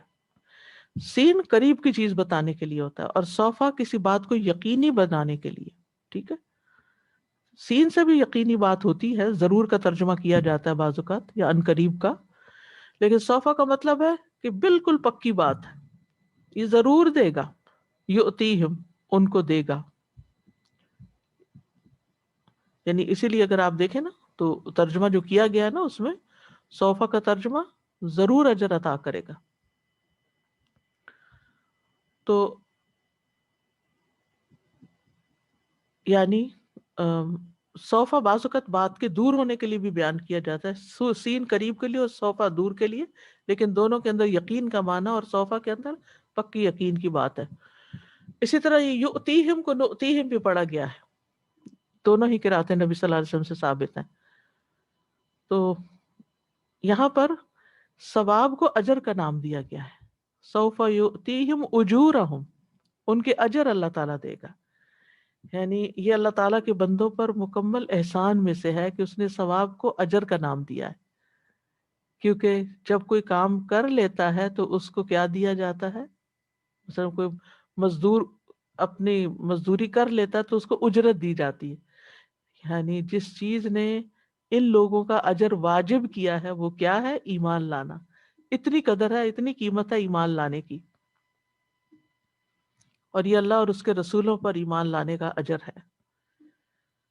وَكَانَ اللَّهُ غَفُورًا رَحِيمًا، اور اللہ تعالیٰ غفور الرحیم ہے، بہت بخشنے والا، بہت مہربان ہے. آیت کے اختتام پر اب یہ دو مزید صفات آئیں. پہلے بھی میں نے ذکر کیا تھا کہ سورۃ النساء میں سب سے زیادہ اللہ سبحانہ وتعالیٰ کی صفات کا ذکر ہے، ناموں کا ذکر ہے. یعنی جب یہ مومن لوگ جو کہ اللہ اور اس کے رسول پر ایمان لاتے ہیں اور ان کے درمیان فرق نہیں کرتے، ان سے جب کوئی غلطی ہو جاتی ہے تو اللہ تعالیٰ اس کو معاف کر دیتا ہے. اللہ تعالیٰ بہت بخشنے والا ہے. یعنی صحیح ایمان لانے کا یہ فائدہ ہے. صحیح ایمان لانا بھی اللہ کی فضل اور رحمت ہے، لیکن صحیح ایمان لانے کے بعد اگر انسان سے کوئی کمی بیشی ہو جاتی ہے تو اللہ سبحانہ وتعالیٰ معاف کر دیں گے. تو انسان کو سب سے زیادہ اپنے ایمان پر کام کرنے کی ضرورت ہے. اور غفور اور الرحیم، یعنی اللہ سبحانہ وتعالیٰ غفور یعنی گناہوں کو بخش دے گا، اور رحیم اپنے رحمت سے مزید فضل عطا کرے گا. نیکسٹ. يسألك أهل الكتاب أن تنزل عليهم كتابا من السماء فقد سألوا موسى أكبر من ذلك فقالوا أرنا الله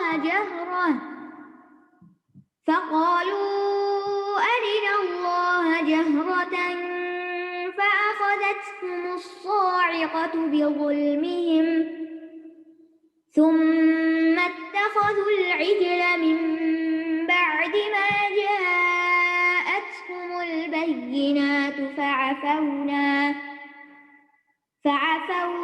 عن ذلك وآتينا موسى سلطانا مبينا. اہل کتاب آپ سے مطالبہ کرتے ہیں کہ آپ ان پر آسمان سے ایک کتاب اتار لائیں. در حقیقت انہوں نے موسیٰ سے اس سے بڑی چیز کا مطالبہ کیا تھا، بس انہوں نے کہا تھا ہمیں اللہ کو سامنے دکھاؤ. تو ان کے ظلم کی وجہ سے بجلی کی کڑک نے انہیں پکڑ لیا. پھر اس کے باوجود کہ ان کے پاس واضح نشانیاں آ چکی، انہوں نے بچڑے کو معبود بنا لیا. پھر بھی ہم نے ان سے درگزر کیا اور ہم نے موسیٰ علیہ السلام کو واضح غلبہ عطا کیا. یسألک اہل الکتاب، یسألک اہل الکتاب، اہل کتاب آپ سے سوال کرتے ہیں. اہل کتاب کون ہے؟ یہود و نصارہ. لیکن مدینہ میں زیادہ تر کون تھے؟ یہودی تھے. تو اس وجہ سے بعض علماء کی رائے یہ ہے کہ یہ اہل کتاب کا سوال تھا، اہل کتاب میں سے یہود کا سوال تھا، کیونکہ آگے آ رہا ہے کہ انہوں نے موسیٰ علیہ السلام سے اس سے زیادہ سوال کیے تھے. تو مدینہ میں ان کی تعداد بھی زیادہ تھی، اور یہ بھی کہ تورات پڑھے ہوئے تھے، اور یہاں پر یعنی نبی صلی اللہ علیہ وسلم کی تعلیم کو اچھی طرح سمجھ بھی رہے تھے، لیکن اس کے باوجود انکار کر رہے تھے. تو اسی اور انکار کی وجہ کیا تھی؟ ان کا عناد، حسد. اس بنا اور آپ کو عاجز کرنا مقصود تھا کہ کوئی ایسی باتیں نکالیں، ایسے سوال کریں، ایسے مطالبے کریں کہ جو آپ پورے نہ کر سکے تو ہم کہہ سکے دیکھو یہ شخص جو اپنے آپ کو نبی کہتا ہے کہ یہ تو نبی نہیں ہے، کیونکہ یہ اس نے ہماری یہ بات ہی نہیں مانی، ہم کتاب والے ہیں، ہمیں پتہ ہے، ہم جانتے ہیں. تو وہ ایک طرح سے نبی صلی اللہ علیہ وسلم کو ایسی باتیں کر کے تنگ کرتے تھے. تو یسألک اہل الکتاب، کیا سوال کرتے ہیں؟ ان تنزل علیہم کتابا من السماء، کہ آپ ان پر آسمان سے کوئی کتاب اتاریں. یعنی ان کا کہنا یہ تھا کہ جیسے تورات اور انجیل ایک ہی بار نازل ہوئی تھی نا، آپ سارا قرآن ایک ہی بار ہمیں دکھا دیں تو ہم مان جائیں گے کہ آپ بھی نبی ہیں. لیکن اللہ سبحانہ تعالیٰ نے قرآن مجید کے لیے وہ طریقہ اختیار نہیں کیا، بلکہ یہ 23 سال میں تھوڑا تھوڑا کر کے اتارا تاکہ لوگ اس کو یعنی آخری شریعت تھی نا، آخری کتاب تھی، تاکہ لوگ اس کو اخذ کر سکیں، اس کو یاد رکھ سکیں، اس ساتھ ساتھ اس پر عمل بھی کرتے جائیں۔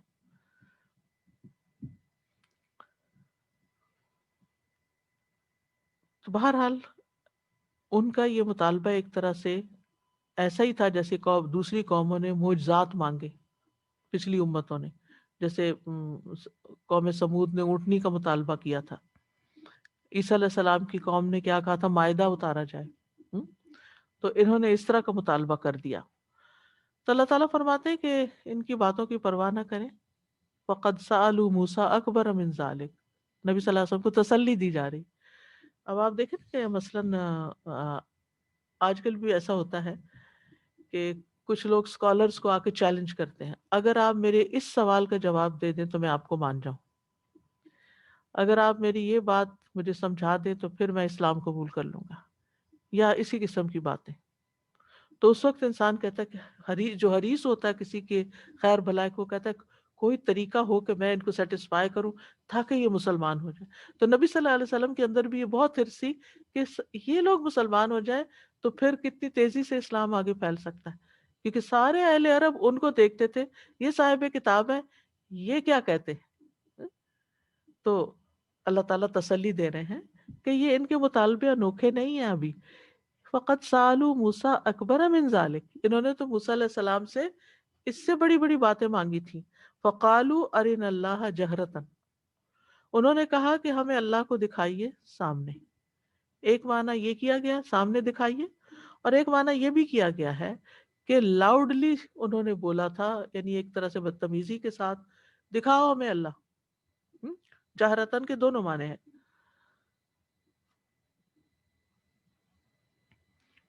اس کا ذکر سورۃ البقرہ میں بھی آتا ہے نا، وَإِذْ قُلْتُمْ يَا مُوسَىٰ لَن نُؤْمِنَ لَكَ حَتَّىٰ نَرَى اللَّهَ جَهْرَةً، کہنے لگے ہم نہیں مانیں گے جب تک اللہ تعالیٰ کو سامنے نہ دیکھ لیں۔ تو بجلی نے تمہیں پکڑ لیا۔ فَأَخَذَتْهُمُ الصَّاعِقَةُ بِظُلْمِهِمْ، ان کے ظلم کی وجہ سے انہیں بجلی نے آ پکڑا۔ صاعقہ، صاعقہ بجلی بھی مانا کیا جاتا ہے، اور وہ شدید قسم کی آواز بھی جو کہتے ہیں کہ دائیں بائیں گونجتی تھی، جو زلزلہ برپا کرتی تھی، اور اس کے ساتھ خوفناک آگ بھی تھی، اور اس کڑک کی وجہ سے لوگ غش کھا کے گر پڑے، ہلاک ہو گئے۔ تو انہوں نے ان کے اوپر یہ عذاب کیوں آیا کہ انہوں نے اپنی جان پہ ظلم کیا تھا اور یہ مطالبہ کیا تھا۔ یہ موسیٰ علیہ السلام کے سامنے ہو چکا، یعنی نبی صلی اللہ علیہ وسلم کو تسلی دی جا رہی، ایک یہ کام ہو۔ اور کیا ہوا تھا، اب ان کی تاریخ تھوڑی سی بتائی جا رہی ہے، جس کا ذکر سورۃ البقرہ وغیرہ میں تفصیل کے ساتھ گزر چکا ہے۔ ثم اتخذوا العجل من بعد ما جاءتهم البینات، سبحان اللہ، مصر سے یہ جب نکلے اور اپنے سامنے فرعون کو غرق ہوتے دیکھا، اور تھوڑی دیر کے بعد راستے میں دیکھا کسی قوم کو وہ کچھ عبادت کر رہے تو کہنے لگے اے موسیٰ ہمارے لیے بھی ایسا ہی الہ بنا دے۔ کہ کیسے ظالم ہو تم لوگ، اللہ نے تمہیں نجات دی ہے اور تم اس کو پوجنا چاہتے ہو۔ اور پھر کیا ہوا، پھر موسیٰ علیہ السلام کو اللہ تعالیٰ نے کوہ طور پہ بلایا، اور پیچھے سے انہوں نے کیا کیا، بچڑے کو معبود بنا لیا۔ وہ سامری کا سارا قصہ آتا ہے سورۃ طٰہٰ میں۔ فَعَفَوْنَا عَنْ ذَلِكَ، سبحان اللہ، اللہ نے اس سے بھی معاف کر دیا۔ فَعَفَوْنَا عَنْ ذَلِكَ، ہم نے تمہیں یہ بھی معاف کر دیا۔ یعنی بچڑے کو معبود بنانے کے بعد جب انہوں نے توبہ کی تو اللہ تعالیٰ نے معاف کر دیا۔ وَآتَيْنَا مُوسَىٰ سُلْطَانًا مُبِينًا، اور ہم نے موسیٰ علیہ السلام کو واضح دلائل دیے تھے، معجزات دیے۔ سلطان مبینہ کا ایک معنی تو واضح دلائل ہے، اور دوسرا معنی بھی کیا جاتا ہے کہ ان کو عصا اور ید بیضاء بھی دیا تھا، جو ایک ان کے پاس دلیل تھی، یعنی ایک حجت تھی یا معجزہ تھا۔ لیکن اس کے باوجود قوم کہاں مانی ان کی، یعنی آپ صلی اللہ علیہ وسلم نے ایک موقع پر فرمایا تھا نا، اللہ تعالیٰ رحم کرے موسیٰ علیہ السلام پر، ان کو اس سے بھی زیادہ ستایا گیا تھا۔ تو یہاں پر اس آیت سے یہ بھی پتہ چلتا ہے کہ گناہ جتنا سنگین ہوتا ہے سزا بھی اتنی تیزی سے پھر آتی ہے، اور اللہ تعالیٰ کی قدرت کا بھی بیان ہے کہ وہ ان لوگوں نے جب ایسا مطالبہ کیا تو سب کو اللہ سبحانہ و تعالیٰ نے ہلاک کر دیا۔ اللہ تعالیٰ بندوں پہ ظلم نہیں کرتا، بندے اپنی جانوں پہ خود ظلم کرتے ہیں. اور اس سے بنی اسرائیل کی حماقتوں کا بھی پتہ چلتا ہے کہ کس طرح انہوں نے اپنے نبیوں کے ساتھ معاملہ کیا. علم کے باوجود من بعد ما جاءتهم البینات، ان کے پاس کھلی نشانیاں بھی تھی، علم بھی تھا، پھر بھی انہوں نے اس قسم کے کام کیے.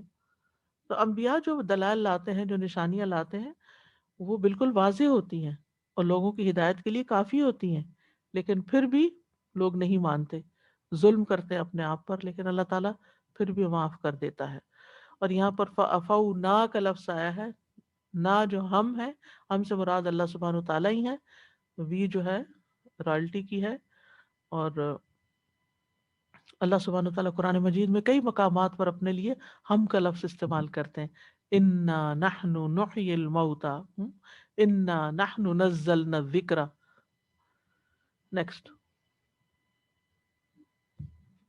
ورفعنا فوقهم الطور بميثاقهم وقلنا لهم ادخلوا الباب سجدا وقلنا لهم لا تعدوا في السبت وأخذنا منهم ميثاقا غليظا. اور ہم نے ان سے پختہ عہد لینے کے لیے کوہ طور کو ان پہ اٹھایا، اور ہم نے ان سے کہا کہ دروازے میں عاجزی سے جھکتے ہوئے داخل ہو جاؤ، اور ہم نے ان سے کہا کہ تم ہفتے کے دن میں زیادتی نہ کرو، اور ہم نے ان سے پختہ عہد لیا.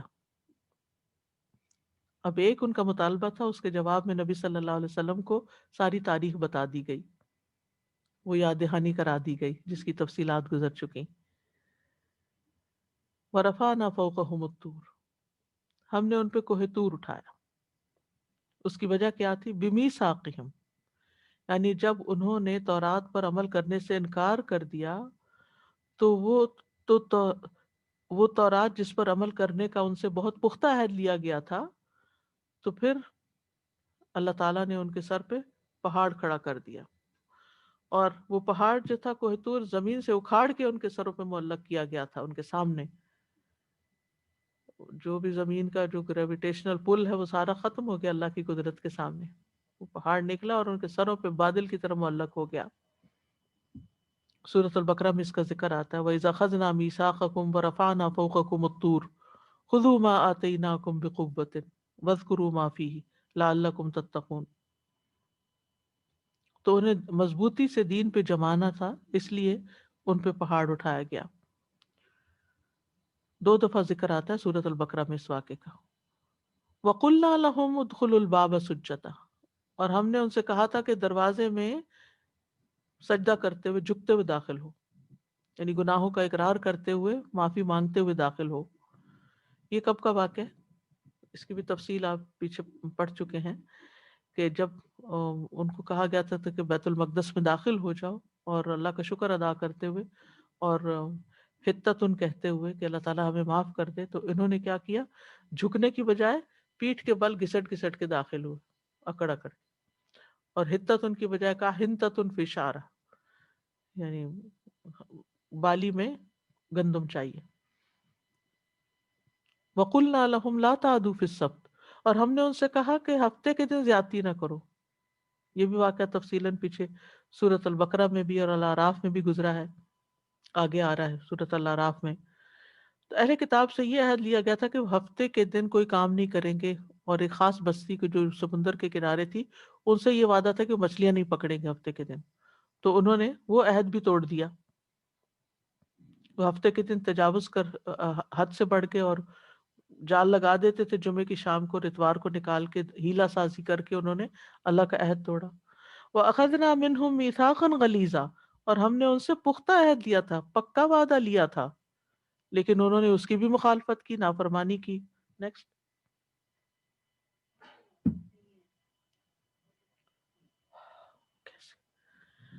فَبِمَا نَقْضِهِمْ مِيثَاقَهُمْ وَكُفْرِهِمْ بِآيَاتِ اللَّهِ وَقَتْلِهِمُ الْأَنْبِيَاءَ بِغَيْرِ حَقٍّ وَقَوْلِهِمْ قُلُوبُنَا غُلْفٌ بَلْ طَبَعَ اللَّهُ عَلَيْهَا بِكُفْرِهِمْ فَلَا يُؤْمِنُونَ إِلَّا قَلِيلًا.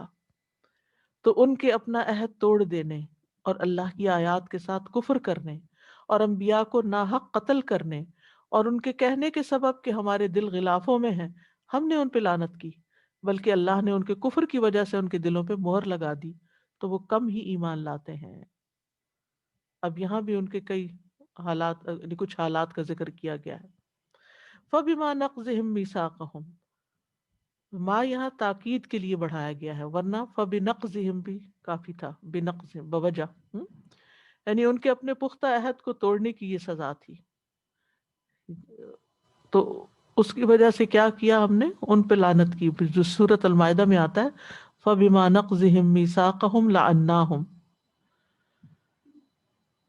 اور عہد سے مراد کون سا عہد تھا جس کا سورۃ البقرہ کی 83 آیت میں ذکر آتا ہے، وَإِذْ أَخَذْنَا مِيثَاقَ بَنِي إِسْرَائِيلَ لَا تَعْبُدُونَ إِلَّا اللَّهَ وَبِالْوَالِدَيْنِ إِحْسَانًا وَذِي الْقُرْبَى وَالْيَتَامَى وَالْمَسَاكِينِ وَقُولُوا لِلنَّاسِ حُسْنًا وَأَقِيمُوا الصَّلَاةَ وَآتُوا الزَّكَاةَ ثُمَّ تَوَلَّيْتُمْ إِلَّا قَلِيلًا مِّنكُمْ وَأَنْتُمْ مُعْرِضُونَ۔ اور جب ہم نے بنی اسرائیل سے پختہ عہد لیا کہ تم اللہ کے سوا کسی کی عبادت نہیں کرو گے، اور ماں باپ اور قرابت والے اور یتیموں اور مسکینوں سے احسان کرو گے، اور لوگوں سے اچھی بات کہو، اور نماز قائم کرو اور زکوٰۃ دو، پھر تم پھر گئے مگر تم میں سے تھوڑے بچے اور تم منہ پھیرنے والے تھے۔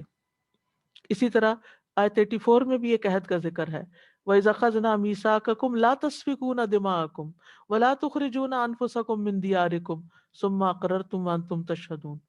تو ان میثاقوں کا ذکر پیچھے گزر چکا ہے۔ وَكُفْرِهِمْ، دوسرا ان کا جرم کیا تھا؟ وَكُفْرِهِمْ بِآيَاتِ اللَّهِ، اور اللہ کی آیات یا نشانیوں سے ان کا انکار، یعنی دلائل بھی اور معجزات بھی جو انبیاء علیہ السلام کے ہاتھوں ہوئے۔ وَقَتْلِهِمُ الْأَنْبِيَاءَ بِغَيْرِ حق، اور ناحق انبیاء کو قتل کرنا ان کا، یعنی ان کی جرت اتنی بڑھ گئی تھی اور جرائم اتنے بڑھ گئے تھے کہ اللہ کے بھیجے ہوئے نبیوں کو قتل کر دیا۔ اور اس کے بارے میں ایک روایت میں آتا ہے کہ ایک دن میں 300 نبیوں کو انہوں نے قتل کر دیا، اور پھر شام کے وقت اپنے خرید و فروخت کے کاروبار ایسے کرنے لگے کہ جیسے کچھ ہوا ہی نہ ہو، یعنی اتنے دل سخت ہو چکے تھے ان کے۔ وقولہم، اور حدیث میں آتا ہے کہ قیامت کے دن سب سے زیادہ سخت عذاب اس شخص کو ہوگا جس نے کسی نبی کو قتل کیا، یا اس نے کسی نبی کو شہید کیا، جسے کسی نبی نے قتل کیا یا اس نے نبی کو قتل کیا یعنی شہید کیا، یا گمراہی کا پیشوا ہو یا لاشوں کا مسئلہ کرنے والا ہو۔ وہ جو الدرک الاسفل کی بات ہوئی تھی نا، شدید عذاب کی۔ وقولہم قلوبنا غلف، اور وہ کہتے ہیں کہ ہمارے دل غلافوں میں ہیں، بلکہ اللہ نے بل طبع اللہ علیہا بکفرہم۔ غلف جو ہے اغلف کی جمع ہے۔ اغلف وہ چیز ہوتی ہے جس پر غلاف چڑھا ہوتا ہے اور اس تک حق نہیں پہنچ پاتا، کہ دل بند ہے، یعنی ہمارے دل غلافوں میں ہیں اور پیغمبروں کی بات ہمیں نہیں سمجھ آتی۔ اور ایک معنی یہ بھی ہے کہ ہمارے دل علم سے بھرے ہوئے ہیں، ہمیں آلریڈی بہت کچھ پتا ہے، مزید کی ضرورت نہیں، جگہ نہیں ہے اندر ڈالنے کی۔ یعنی آج بھی آپ دیکھیں مسلمانوں میں سے بھی کئی لوگوں کو اگر کچھ کہا جائے کہ مزید علم حاصل کرو دین کا، تو کہتے ہیں کیا اور کیا سیکھیں گے، وٹ ایلس، ہمیں یہ بھی پتا ہے نماز پڑھو، روزہ رکھو، یہ وہ، اور بس اتنا ہی کافی ہے ہمیں۔ اس قسم کا ایٹیٹیوڈ ہوتا ہے۔ تو بہرحال ان کے عہد توڑنے کی وجہ سے اور یہ سارے غلط کام کرنے کی وجہ سے ان کے دل پھر سخت ہو گئے۔ بل طبع اللہ علیہا بکفرہم، سورۃ المائدہ میں بھی آتا ہے فبما نقضہم میثاقہم لعناہم وجعلنا قلوبہم قاسیہ یحرفون الکلم عن مواضعہ، کچھ اور مسائل بھی ہیں ان کے۔ ونسوا حظا مما ذکروا بہ، اللہ سبحانہ وتعالیٰ اتنی تفصیل سے ان کے حالات کیوں بیان کرتا ہے؟ تاکہ ہمیں سمجھ آئے کہ ہم نے ان کی پیروی نہیں کرنی، ان جیسے کام نہیں کرنے، ان جیسے طریقے اختیار نہیں کرنے۔ فرمایا فلا یؤمنون الا قلیلا، تو وہ بہت تھوڑا ایمان لائیں گے، یہ نہیں مانیں گے۔ ایک معنی تو یہ کیا جاتا ہے کہ ایمان ہی نہیں لائیں گے مگر بہت تھوڑا، یعنی صرف موسیٰ علیہ السلام اور تورات وغیرہ پر ایمان لائیں گے، ایمان کے باقی تقاضے پورے نہیں کریں گے۔ اور دوسرا معنی یہ ہے کہ ان میں سے کم لوگ ایمان لائیں گے، اور یہی ہوا۔ عبداللہ بن سلام اور چند اور لوگ ایمان لائے تھے، یہود میں سے اکثریت جو تھی وہ نبی صلی اللہ علیہ وسلم پر ایمان نہیں لائی تھی۔ نیکسٹ ہے وَبِكُفْرِهِمْ وَقَوْلِهِمْ عَلَى مَرْيَمَ بُهْتَانًا عَظِيمًا، اور ان کے کفر کرنے اور مریم پر بہت بڑا بہتان لگانے کی وجہ سے، یعنی انہوں نے عیسیٰ علیہ السلام کے معجزات دیکھے، وہ پنگوڑے میں بولے، ساری نشانیاں دیکھی ان کا، لیکن انہوں نے مریم علیہ السلام پر زنا کی تہمت لگا دی، بہتان عظیمہ. اللہ تعالیٰ کس طرح صفائی پیش کر رہے ہیں ان کی. تو ایک تو یہ کہ ان کا انکار کر دیا، ان کو نبی نہیں مانا، وَبِكُفْرِهِمْ وَقَوْلِهِمْ عَلَىٰ مَرْيَمَ بُهْتَانًا عَظِيمًا.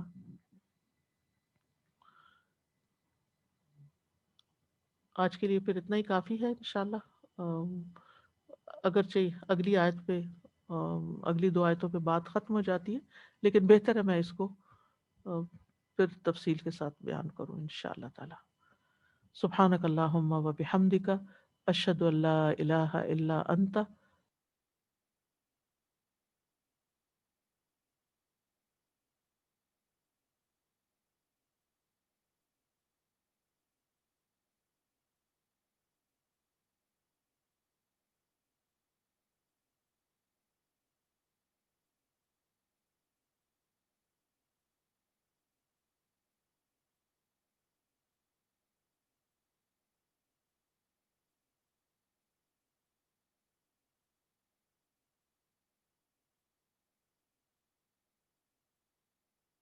على محمد وعلى آل محمد كما صليت على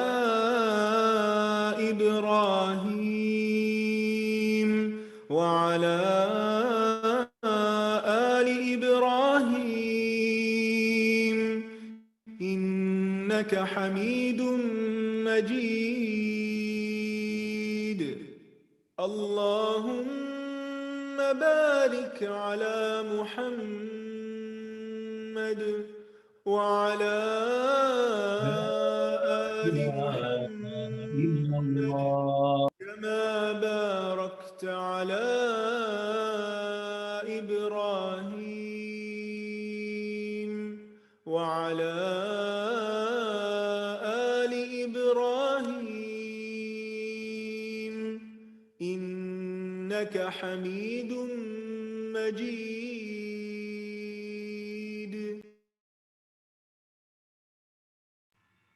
اعوذ باللہ من الشیطان الرجیم، بسم اللہ الرحمن الرحیم. السلام علیکم ورحمۃ اللہ وبرکاتہ. کیسے ہیں آپ لوگ؟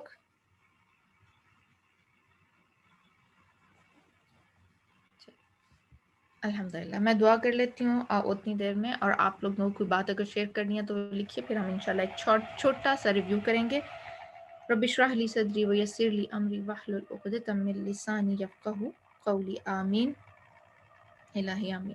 الحمدللہ. آج ہم نے لیسن کہاں سے کہاں تک کیا؟ 146 سے سٹارٹ کیا تھا یا 48 سے سٹارٹ کیا تھا؟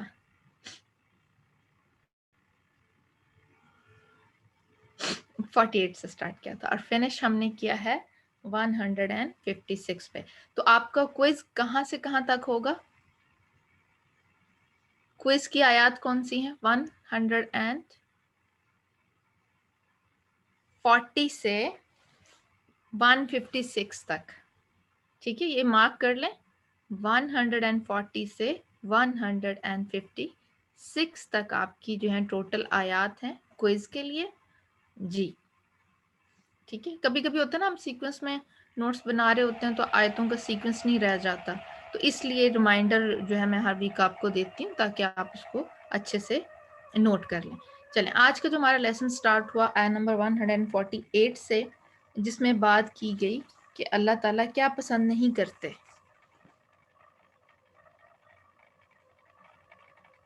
اللہ تعالیٰ کیا پسند نہیں کرتے؟ آیا نمبر 148 میں سے بتائیے گا. ظلم تو obvious ہے نا، جہر، برائی کو ظاہر کرنا، پھیلانا تو دور کی بات آ جاتی ہے، پہلے اس کو ظاہر کرنا کہ برا کام دکھا کے کیا جائے یا کرنے کے بعد اس کو بتایا جائے.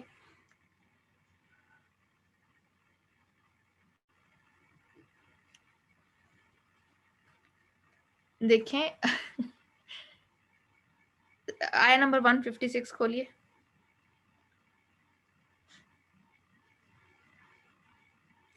وَبِكُفْرِهِمْ وَقَوْلِهِمْ عَلَى مَرْيَمَ بُهْتَانًا عَظِيمًا. اور استاذہ نے اس میں کیا بتایا؟ کیا انہوں نے کیا کیا کہ عیسیٰ علیہ السلام کو جب انہوں نے دیکھا کہ پنگوڑے میں بچہ بول رہا ہے، اس کا انکار کیا اور مریم علیہ السلام پر بہتان لگایا اور سارے ان کے جو تھے جو معجزات اور دلائل تھے ان کا انکار کیا اور عیسیٰ علیہ السلام کی نبوت کو نہیں مانا.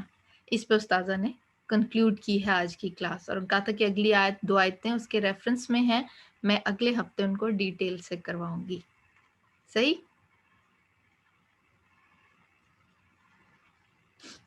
ٹھیک ہے، چلیں الحمدللہ. چلیں جی.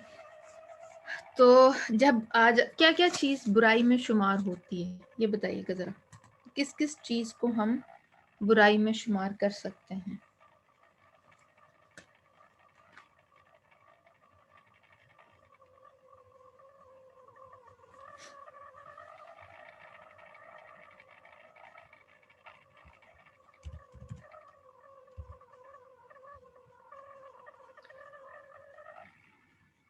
غیبت، ٹھیک ہے. اب ادر بری عادات ہو گئیں.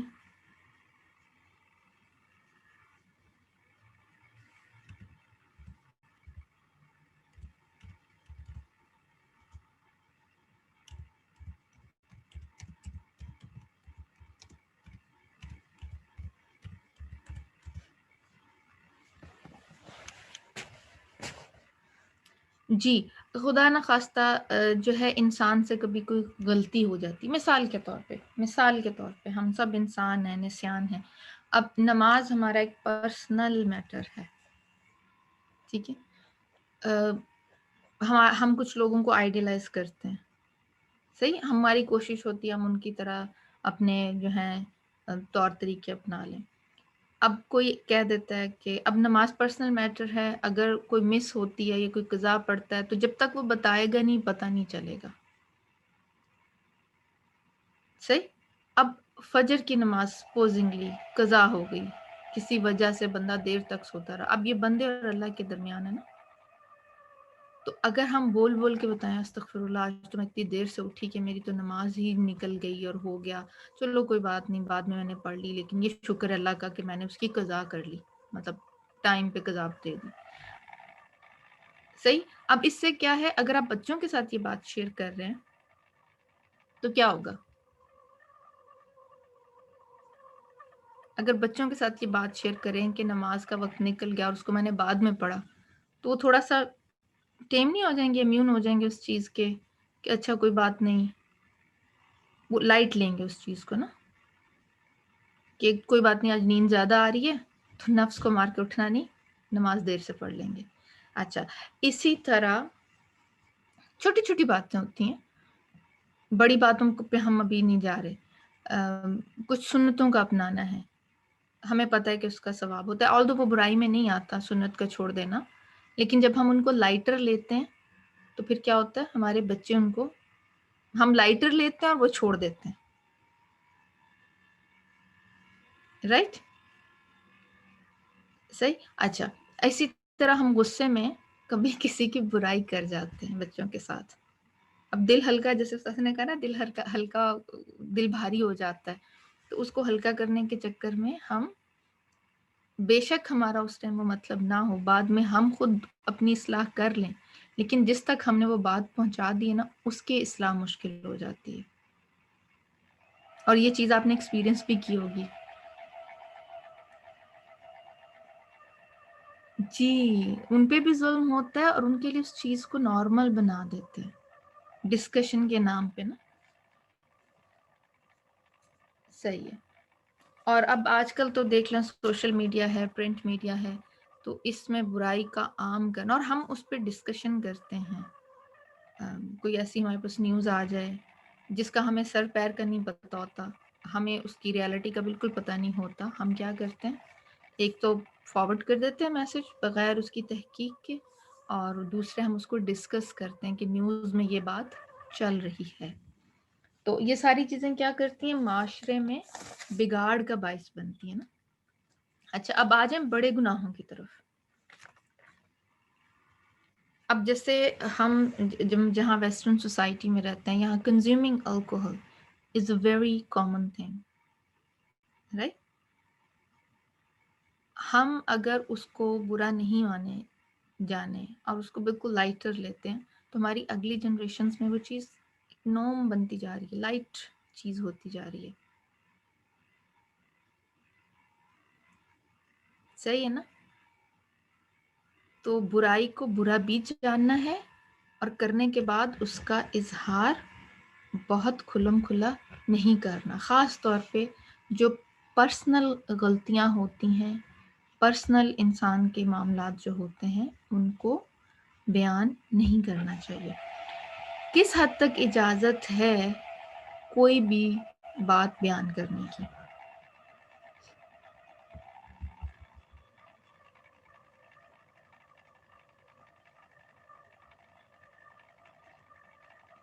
کس کو اجازت ہے اپنے اوپر اپنی آپ بیتی سنانے کی؟ چلیں،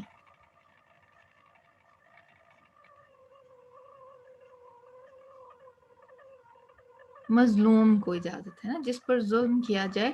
اچھا، اب یہ ڈیسائیڈ کون کرے گا کہ وہ مظلوم ہے؟ بعض لوگ خود ہی مظلوم بنتے ہیں. اس زیادتی کی لمٹ کو کون ڈیسائیڈ کرے گا؟ اوور سینسٹیو نہیں ہونا. صحیح، جو واقعی ایک زیادتی والی بات ہے نا، جو ریئل میں ہرٹ کر رہی ہے اور جس سے واقعی کوئی نقصان ہو رہا ہے، اس کو کیا کہیں گے کہ واقعی زیادتی ہو رہی ہے. تو وہ اس کے سولوشن کے لیے، یعنی جس کا واقعی ہمیں سولوشن نیڈڈ ہے، یہ نہیں کہ سولوشن نیڈڈ نہیں ہے، صرف دل ہلکا کرنا ہے تو ہم اس کو بیان کر دیں. اب بات سمجھ رہے ہیں نا؟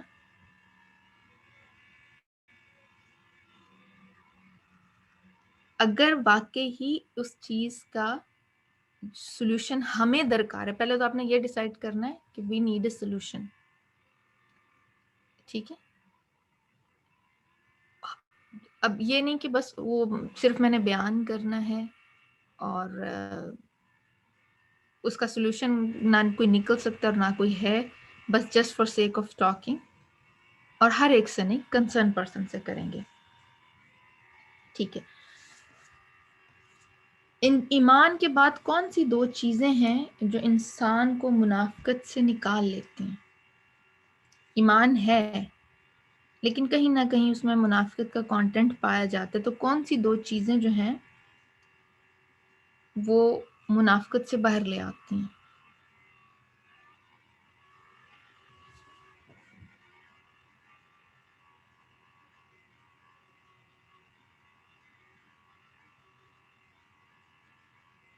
عمل اور کردار.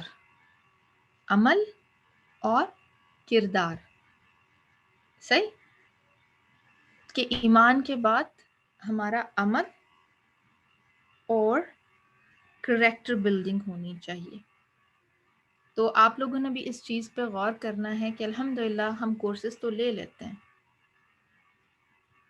تو کیا ہمارے عمل میں تبدیلی آ رہی ہے اور کیا ہماری تربیت، کریکٹر بلڈنگ اس طرح ہو رہی ہے؟ جیسے آج میں نے بڑا خوبصورت جو ہے وہ کوٹیشن پڑھی کہ تربیت کے حوالے سے میں آپ سے بھی شیئر کرتی ہوں، بس میری اینڈ بات ہوگی، اس کے بعد انشاءاللہ آپ کا رزلٹ جو ہے کروں گی. کہتے ہیں کہ بچے پالنا کوئی بڑا کام نہیں، جانور اور پرندے بڑے بہتر انداز سے یہ کام صدیوں سے کرتے آ رہے ہیں. بڑا کام بچوں کی تربیت ہے جو توجہ اور وقت مانگتی ہے. کورس لے لینا، 1 گھنٹہ کلاس میں بیٹھ جانا، اٹس اوکے، لیکن اس کے بعد اس چیز کو اپنے عمل میں لانا اور یہ دیکھنا کہ میرا کتنا امپروو ہوا ہے کنڈکٹ، وہ زیادہ بھی امپورٹنٹ چیز ہے. چلیں انشاءاللہ اب آپ کا رزلٹ جو ہے وہ انشاءاللہ آپ سے شیئر کریں گے کوئز کا. اور اس میں یہ ایک چیز جو ہے یہ بھی آ جاتی ہے کہ ہم اپنے کوئزز کو کتنا سیریسلی لے کے ان کو ود ان ٹائم لمٹس کر رہے ہیں. صحیح، ابھی جیسے میں اکثر ریکویسٹ، اس میں کوئی حرج نہیں ہے، آپ ریکویسٹ دیتے ہیں کہ ہمارا مس ہو گیا اس کو اوپن کر دیں، کوئی نہ کوئی عذر ہوگا، آپ لوگوں کی شرعی عذر ہوگا، کوئی ریزن ہوگی جس کی وجہ سے چھوٹا ہے. لیکن جب ہم کمٹ کرتے ہیں نا، خاص طور پہ جب قرآن کا کوئی کورس کمٹ کرتے ہیں تو ہماری کچھ پرائورٹیز سیٹ ہو جاتی ہیں اس چیز کے ساتھ. ایسی بات ہے؟ اب تو ماشاءاللہ آپ کے کوئزز 1 to 10 دوبارہ اوپن ہو گئے. وائس بریک سب کے پاس ہو رہی ہے؟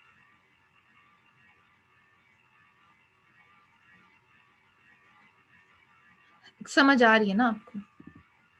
تو جب ہم کورس کمٹ کرتے ہیں تو ہماری پرائرٹی کیا ہوتی ہے اس کے ساتھ؟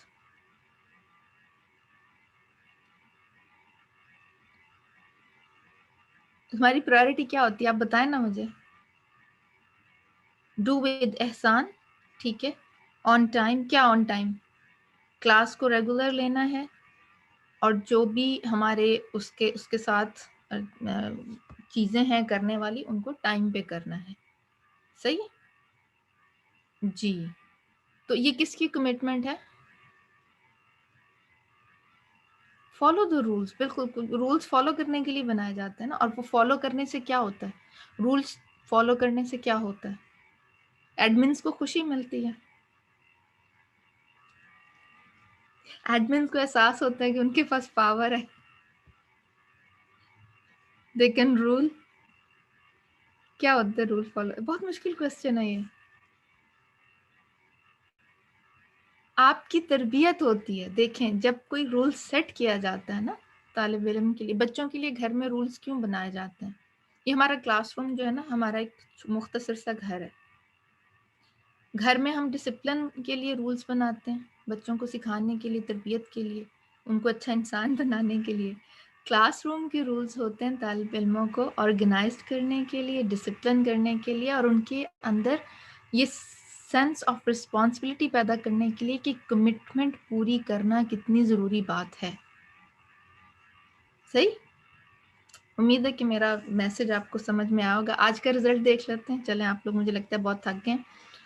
سورہ النساء کوئز 11 97 اینڈ ابو جنہوں نے اپنا سکور کیا ان میں ہے sister Almas Sheikh, Binish Saba, Farida Ahmad, Hajra کیلسکر، Irma Ansari, Mukhlis Fayyaz, Nadia Usman, Nazia Khalid, Saima Idris, Smita Ali, Shehrina Hanif, Farzana Yasmin, Jamila Belgaum, Rakhshanda Yusuf and Saba Mushtaq. بارک اللہ فیکم. اللہ سبحانہ تعالیٰ آپ کے علم میں برکت دیں اور آپ کے علم کو عمل میں ڈھال دیں. جزاکم اللہ خیرا کثیرا. انشاءاللہ اگلے ہفتے آپ لوگوں سے ملاقات ہوگی. کوشش کیجئے with in this week. Open quizzes ہے نا آپ کے، اوپن بک کوئزز ہے نا یہ سارے، تو اس میں تو میرے خیال میں ہارڈلی 20 کوسچنز ہوتے ہیں. اور if you have listen the lecture, اپنے نوٹس اگر آپ نے ریٹن کیے ہوئے ہیں تو ہارڈلی 10 سے 15 منٹ لگتے ہیں 20 کوسچن کرنے میں. ایسے ہی